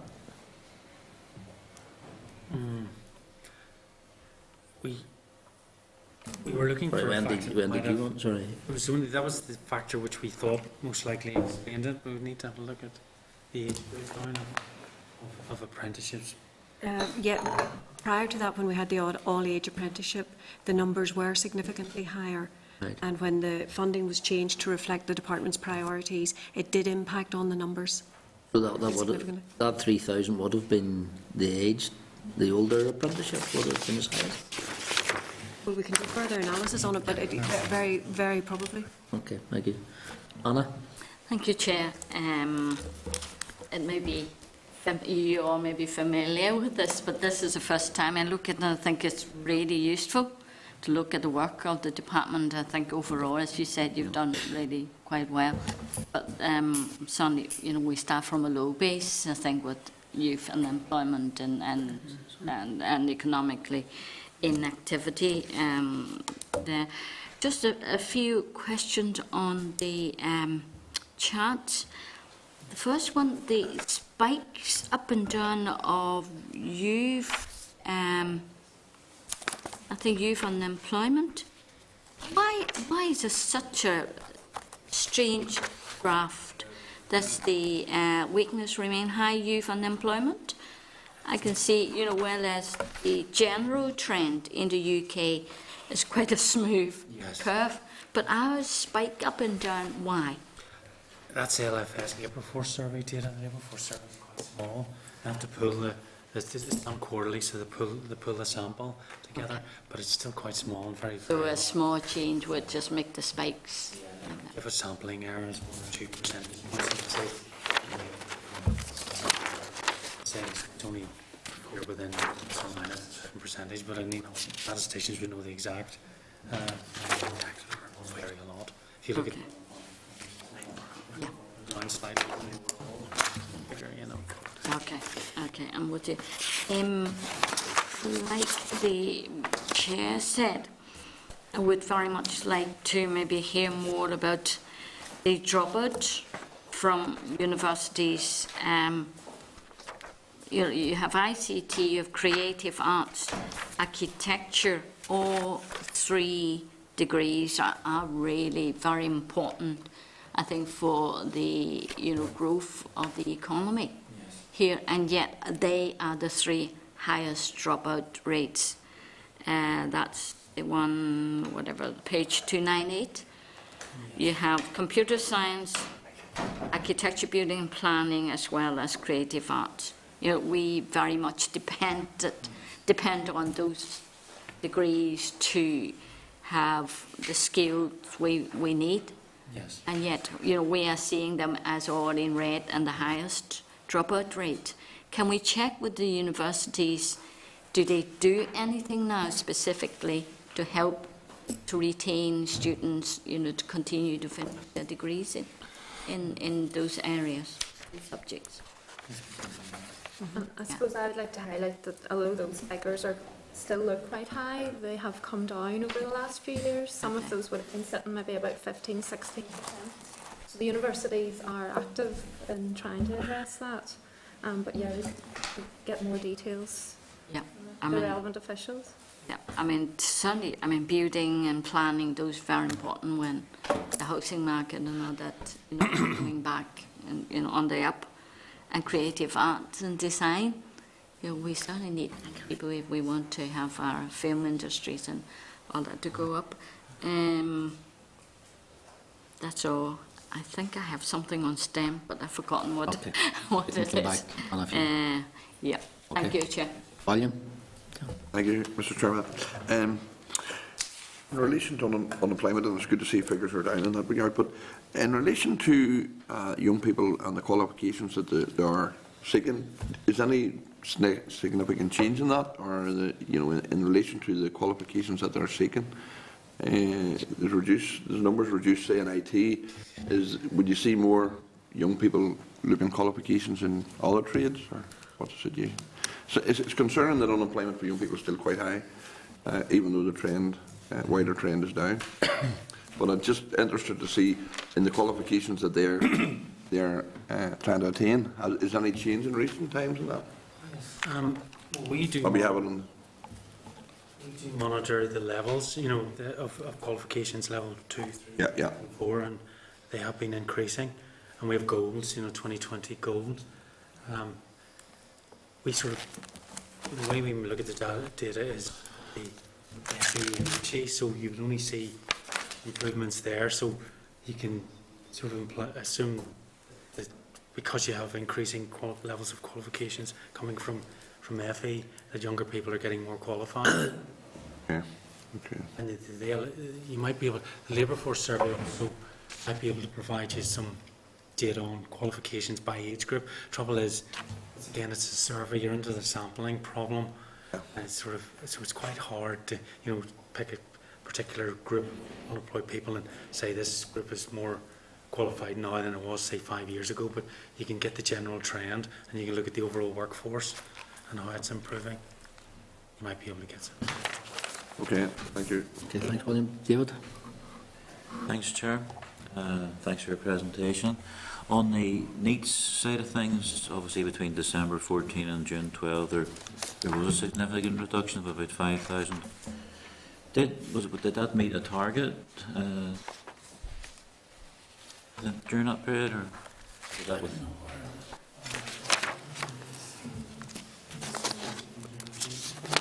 There was no set target as far as I'm aware. Okay, and check that.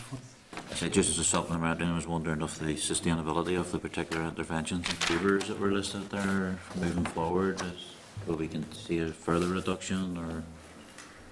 Yes, hopefully. There's who's currently looking at the whole NEET strategy in light of the ESF funding, and it's being refreshed. Different are coming out. Yeah, and that will be informed by the evaluation that's almost complete. So we should be having sight of that. Thank you. Yeah, Pat? You're very welcome. See, in general terms, these are all employees of Dell. So is there an independent assessment of the performance levels of Dell? Well, I suppose we're technically DFP employees, economists, so we do that independent review. Sorry, we work in the department. Yeah, there's the contact from DFP. So you're DFP officials, okay. Yes. That's employed by Dell. Sorry, and the Education and Training Inspectorate are an independent body. Yeah. We're not contracted as such, but brought in by the department to. I'm not saying there's anything wrong with it. No, we're just we're getting there. Angela's the only. I'm the Dell employee. Angela's the only Dell. Just a couple of questions, and just reflecting on it, and overall a broadly positive report for Dell. If I was a young person sitting in Derry or the Northwest, who is economically inactive, who's in the NEET category, would I think it's positive? Well, there are the NEETs problem has the department has some policies which are trying to address that sort of the issue of NEETs, but personally, I'm not trying to put you on the spot, but I'm saying that even at the executive level now, there is an acceptance that there's economic disadvantage and hotspots across Northern Ireland. There's regional imbalance when it comes to economic opportunities and employment. Yes. I don't see that reflected in that. You didn't mention higher levels of youth unemployment, higher levels of economic activity. The highest levels is down in Strabane by far. In some areas, maybe twice that of other areas. But I don't see where the performance levels is to reduce that. If there's going to be an action plan, and we're talking about targets and performance levels, what are you as statisticians looking at to say, look, we need to be focusing a wee bit more? yes, the department is not complacent. I think in this sort of area, there's an economic inactivity strategy which is drawn together. The problem of inactivity has been deep-seated. It's been at the same sort of level, around 28, 25, 30% of the population is inactive for about 30 years. So it's an issue that really does need to be addressed, and the department's thinking of looking at ways of doing that. But yeah, I would agree it is a problem. Does your group have a role in trying to highlight and promote that? we're the analytical services. We would just analyse the data. There is an action plan though that lies behind this that does have targets for each division. Could you share them with us at some we can get you. It's on the website. Yeah, it was published at the same time as that. Been through to one of the slides that you talked about numeracy and literacy levels. Certainly from 2007 to 2011 there's been a fairly surge there of what can only be say accelerated levels of improvement. Yes, yes. But then it seemed to taper off considerably over the last 2 years as well, because we do know that the literacy and numeracy levels in Northern Ireland aren't what they should be, because we had a PAC report on that highlighted it as well. But also on the ACT, and it's maybe coming on from what the Chair was coming at earlier on, given the level of jobs that's in Northern Ireland at the moment, and keyboard skills in particular, ACT skills are hugely relevant, is there targets to improve or greatly improve those levels? Are you talking at the higher education level or at the... Not the lower level. The lower level. Well, we do I'm not talking about degree levels or... Yeah. No, we do have the third essential skill of ICT, and it's built into all of our mainstream programmes, and within Training for Success there would be a strong requirement for ICT offered as an essential skill, the same as with literacy and numeracy, and it's part of most of the apprenticeship frameworks as well. There would be very few now that wouldn't have a requirement for ICT. Sydney? Thank you, Chair, and thank you for your presentation. Can I ask about qualifications that have been delivered? Now, 218,000 level 2 and above. It's on page 294. This high level, it shows that 80,000 were delivered in the last year, 12-13, an annual rise of 19%, making it a record year.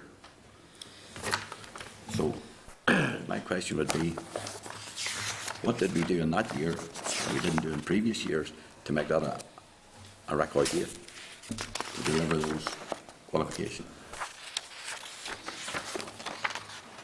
If you look at the attainment rates and things like that, going up over the years, I think there's been improvements in retention and also and achievement rates. Would certainly have a factor in improving that position. Sorry, the retention and achievements. So people who are actually enrolling, they're staying, and they're actually achieving the qualification. So was this a big issue previously? Was there quite a lot of ones dropping out of courses? Well, it's been gradually increasing over time. It's really part of our quality agenda as well. The department has very good data on the numbers who commence their programmes, the numbers who complete, and of those who achieve. And the colleges themselves have got much better in working with the department and working with the inspectorate over the last number of years at analysing that, identifying danger signals early on for dropout and taking remedial action. It is a mark of improved self-evaluation of their own performance. Yeah. Do we know what records do we have of the dropouts, say in year 1, 2 or 3, or what they're doing? Do we get the proper data on that? And you're saying it's now improving, but what percentage has it improved? Is it greatly by these figures? Obviously, we're meeting the targets here for the programme for government. But what I'm saying now, and with places becoming less in further education, higher education, is there going to be a problem here that there'll be less qualifications? Those figures, or am I reading this right? It's a record year there in 13-14, or sorry, 12-13. Do we expect that to continue an upward rise? Upward? Ben?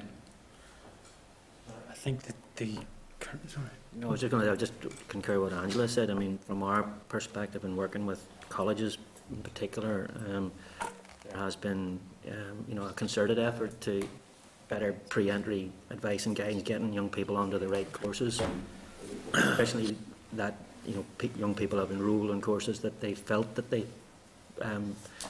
could achieve on, and then they quickly find that it's maybe not for them, and they've dropped out. And you know, the colleges have identified that particularly, and have worked hard. I would suggest to make sure that when you do come into the system, you come on to the right course and the right level. Importantly, as Angela said, to be retained. And if you're retained, the chances are you will actually achieve target qualification. So whether it continues to rise, it might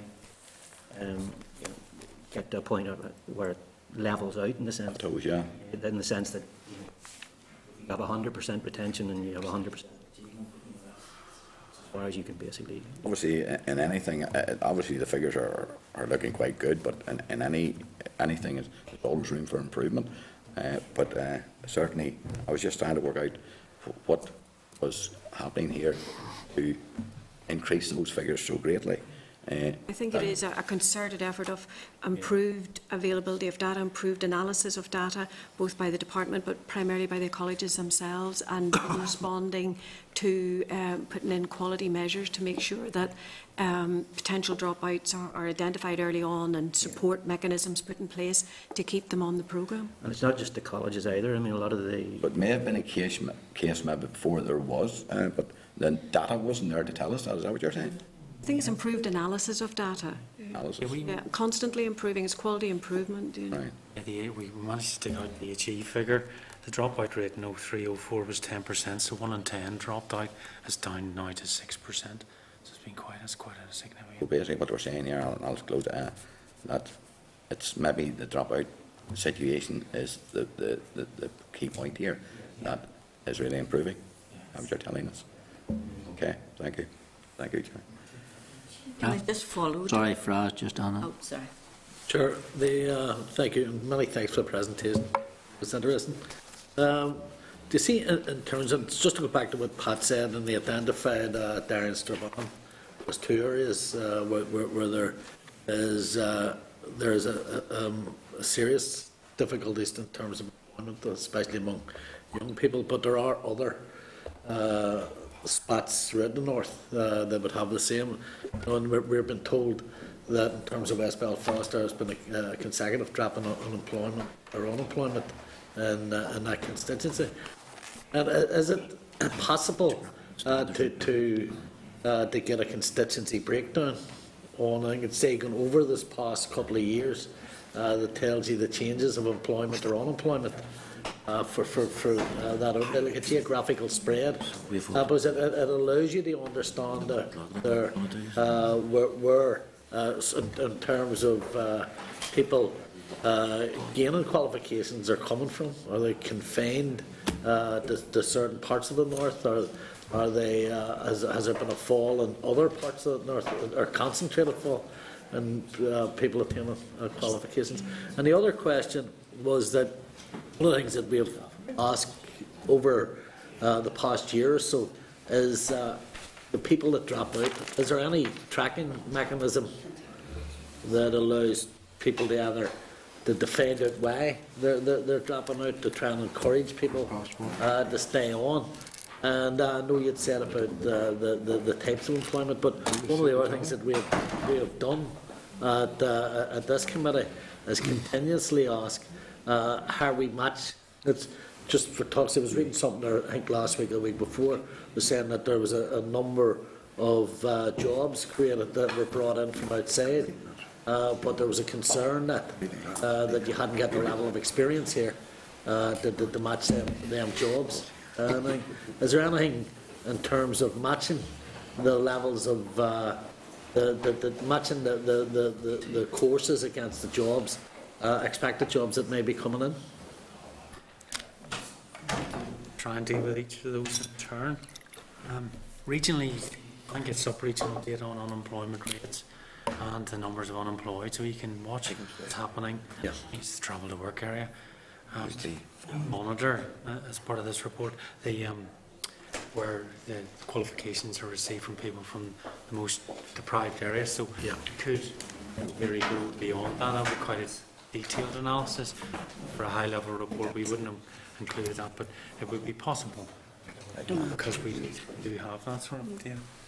So And finally, you were trying matching courses to demand. The department has looked at, forecasting skills demand reports. We've commissioned reports. At the moment, we're developing what's called a skills barometer, which is trying to forecast jobs, how many jobs we have, maybe in 10 years' time, what the occupations those jobs need, and what sectors will they need, what level of qualifications. So it's that sort of, we're trying to sort of build up an expertise where we can forecast quite hopefully accurately, see how the work goes, what sort of skill set we need. At the moment, it's very difficult to do that, but we're having a go at it through work at the Ulster University Economic Policy Centre. And the tracking of people who may have dropped out. Did you want to say something? No, actually. The tracking, again, is getting better in our use of data and refining constantly what we do with it. Under the new FE strategy, one of the things that they're looking at there is evaluating the impact of qualifications that were targeted sort of with a more longitudinal aim to see what was the impact on not just getting into employment but the relevance of the qualification and earnings, etc. Now that's all still at its early stage. On the training side, there has been work carried out recently into looking at those who left the programme, following them up, what happened to them and what the benefit was of what they had followed. As part of the dropouts from a quality perspective, we would both know that as part of any evaluation of quality, we do expect our organisations delivering on the department's behalf to carry out analysis of who left, when and for what reason, and to work hard to get them back in, and if not possible, to make sure that through support mechanisms or, as John said, through better initial advice and guidance, that those people, similar people, don't leave for similar reasons in future. Sure, it's just one our point, but it was watching TV a couple of weeks ago. I was talking about the general London area and about the construction industry, and that they're having major difficulties acquiring the skills, and that's because many people turned away from at the start of the economic decline, and the likes of bricklayers, joiners, plumbers, and things like that. Is there anything? Because obviously, if there's an upturn in the economy, that will impact on the construction industry, and the last thing you want is to not to have the skilled people in that. Is there anything there that people are encouraged to take part in those courses?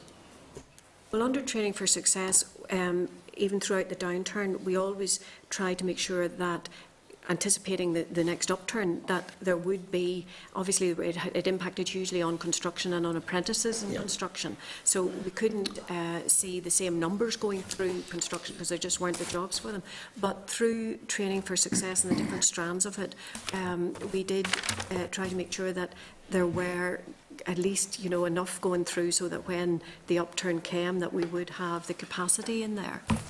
So the reason I asked that was I had occasion to go into 2 or 3 training schemes where thing, and the elements that dealt with construction was empty. Most people had switched the bar mechanics, so they switched the thing. That concerned me that there wasn't. I know people will choose to go where they think they're going to get a job, but it concerned me that if there ever was an upturn in the economy, that there would be a direct impact on the skills available. Thank you. Anna, you wanted to? No, okay. Are you okay? Thanks. Well, thank you very much for that. Appreciate your time, folks. Thank you. Okay.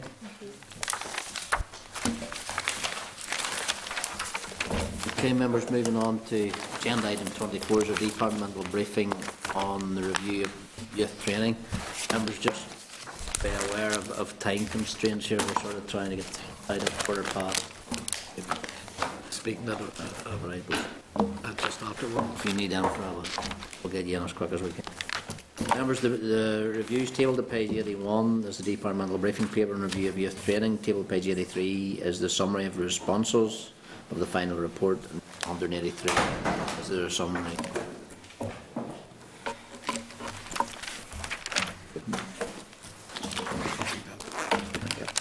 Okay, can I just welcome Ms. Cara McGill, Head of New Initiatives Unit, Department for Employment and Learning, Mr. David Broadhurst, Head of Review of Youth Training, Department for Employment and Learning, and Mr. Michael Armstrong, New Initiatives Unit, Department for Employment and Learning, and Ms. Cathy Braden, Review of Youth Training, Department for Employment and Learning. Folks, you are very welcome. If we could just keep your presentation to about 10 minutes and then we'll move on to questions. So, Carol, over to you. Yes, thank you for inviting us here today to provide the committee with an update on the progress of the review of youth training and to feed back to you the results of the consultation process and outline the next steps. As always, we welcome your inputs and your comments. I understand you've been provided with a copy of the consultation responses, and I hope today we can very briefly provide you with an overview of the emerging themes in the responses and the next steps. So very briefly, I'll pass you over to Cathy, who will discuss or who will present the how we went about this consultation. Thank you. The Review of Youth Training Interim Report and its associated formal consultation were launched by Minister Farry on the 18th of November 2014, running for 12 weeks until the 10th of February 2015. In line with the interim report, the consultation was also based upon 4 separate themes, including core components supporting young people, delivery and employment engagement structures, and ensuring quality, all of which had a number of sub-questions.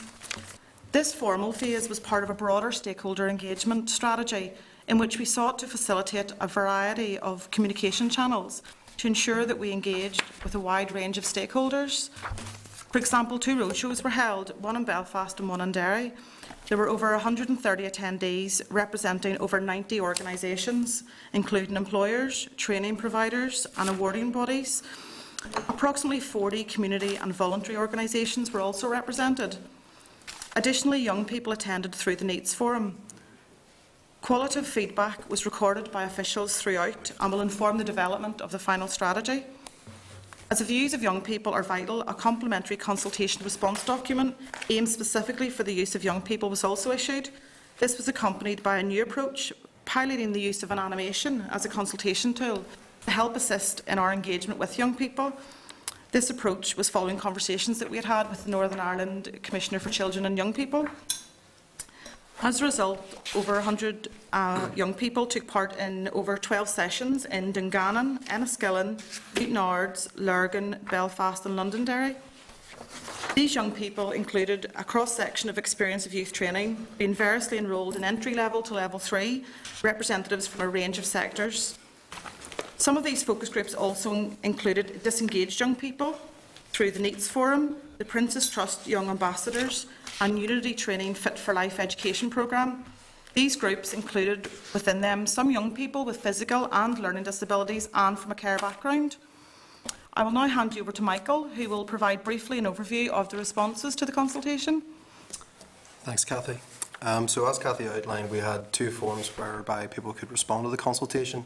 The main document, which received 43 responses in total, and a young person-specific document, which we did a separate analysis for, that contained 18.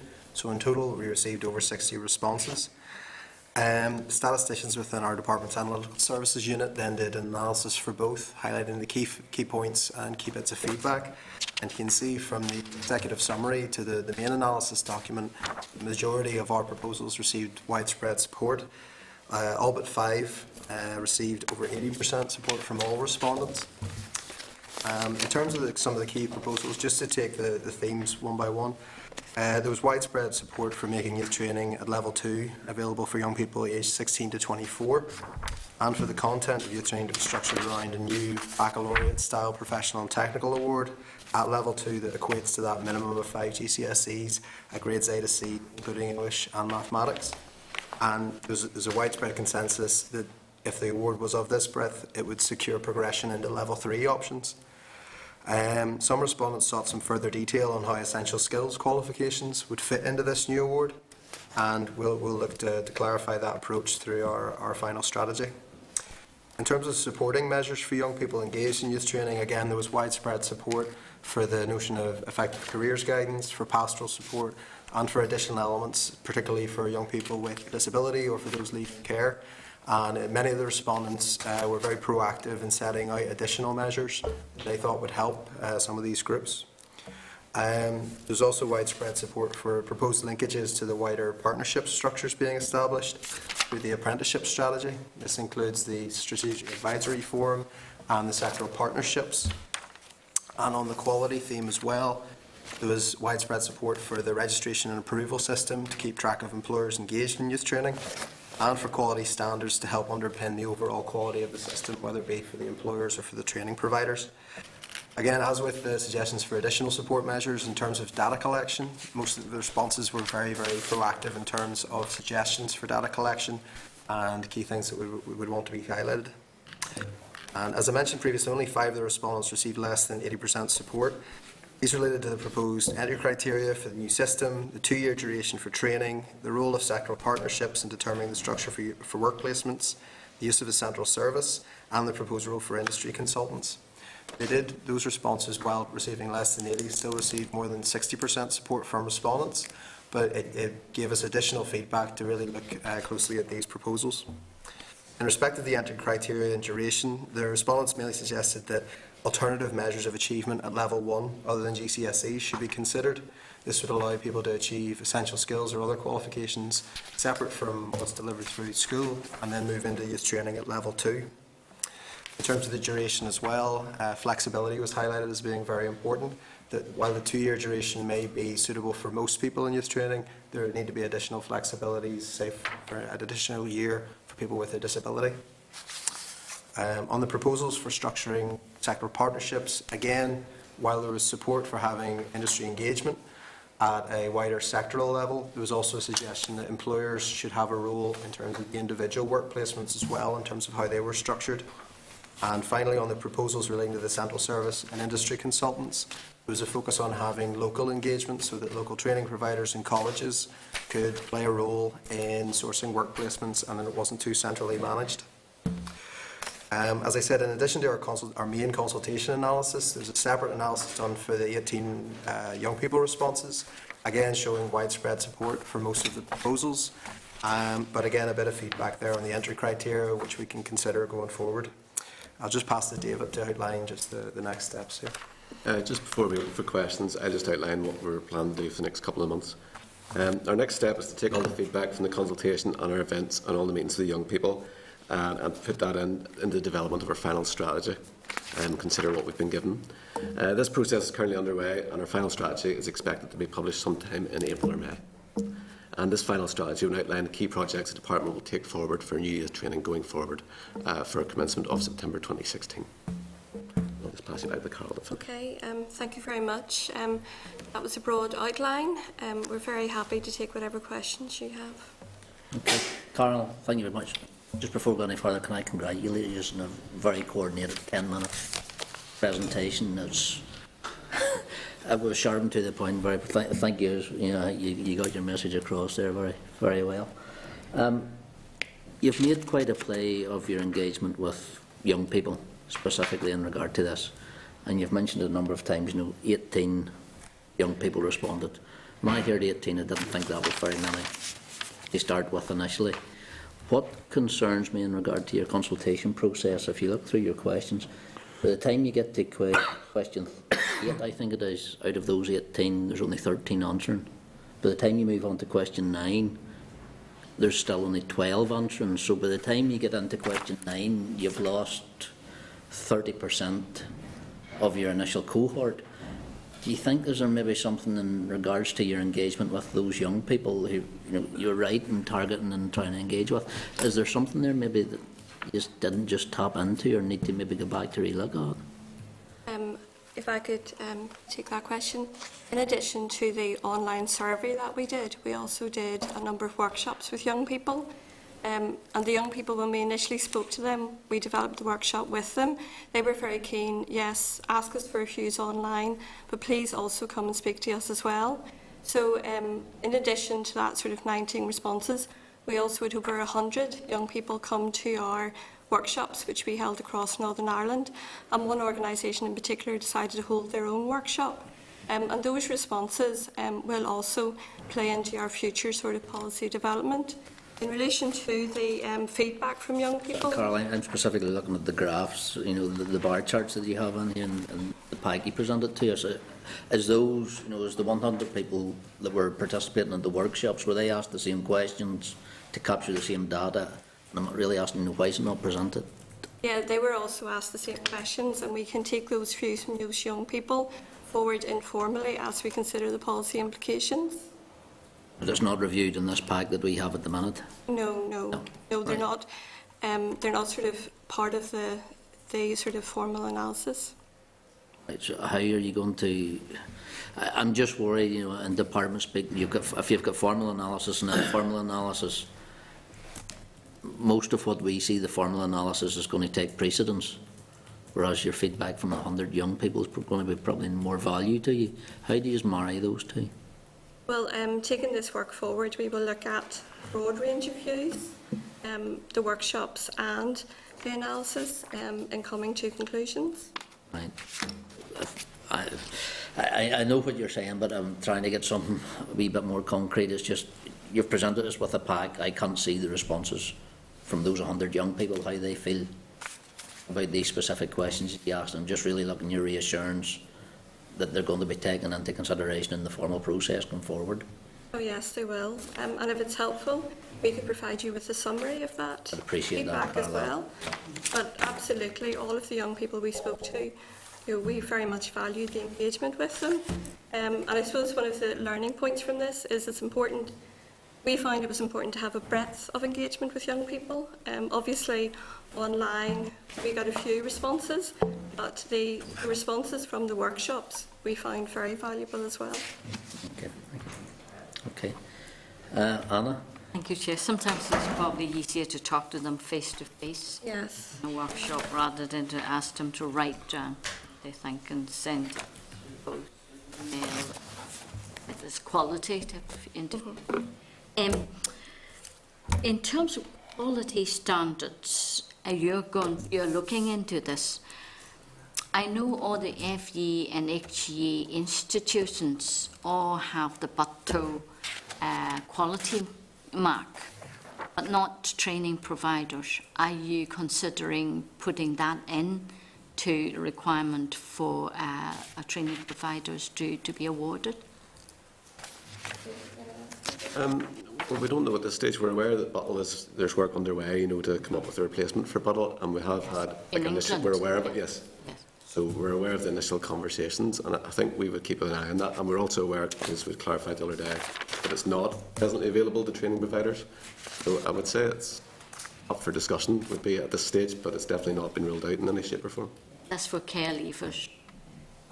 Okay. At this stage, we haven't any decision on that.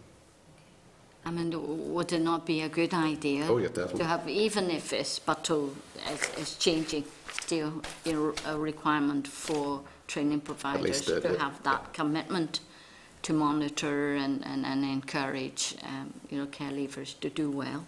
I think it would be good practice to put forward, definitely. Okay. Yeah, good morning and thanks for coming. In terms of, you have a paragraph here on robust data, and it's something this committee has always been highlighting through the NEETS inquiry was the lack of tracking of young people in particular, and certainly things have improved. Explain to me and convince me that this robust data is what we want. Explain to me how robust the data is going to be, the collection of the data, and going forward. If I could answer that. It's something we really asked for views from the consultation, and there was a lot of feedback in terms of the unique learner number. We could look to explore going forward, because that would track people across different elements of training, from school to FE to training providers, and we could get a more accurate read on what level of qualification the person has when they enter training and when they leave. It's certainly something we wanted to encourage through the consultation, to get proposals for how best to collect that data, and we're looking at it for the final strategy. So before you finalise the strategy, will this committee have sight of the strategy, or when you finalise your strategy in April, May, I think you said, will we have sight of that to have a views on it before it's finally published, or what's the process for this? Well, obviously we will consider the feedback we have from the consultation, and we will put that into a strategy and a plan going forward. In terms of sharing it with the committee, that's probably more in the Minister's gift than my gift, but we can certainly, I'm sure he will we will speak to him about it. The dilemma here is, given the amount of work that we have spent on young people, whether it's in NEETs, whether it's in the career guidance that's gone out, whether it's those young people leaving care, the most marginalised and furthest away, we would like to have an input on that. Not much point in delivering a strategy here where the committee, all you're providing with today is submissions on the consultation. So how or when will you hear our feedback in terms of delivering of the strategy? Well, I mean, we're happy to come back again, and when we have the work more advanced. See, the concern I have at the present time, there's very little done for youth training in Northern Ireland. The YES programme is gone, and I can talk about my own constituency. There's no work being done in terms of youth training for young people, and some of those groups who are actively doing it. So a big concern, I want to know, for example, I said at the previous group, and probably wouldn't have been appropriate for them, but a young person needs in East Belfast is going to be entirely different to the needs of a young person in the North West.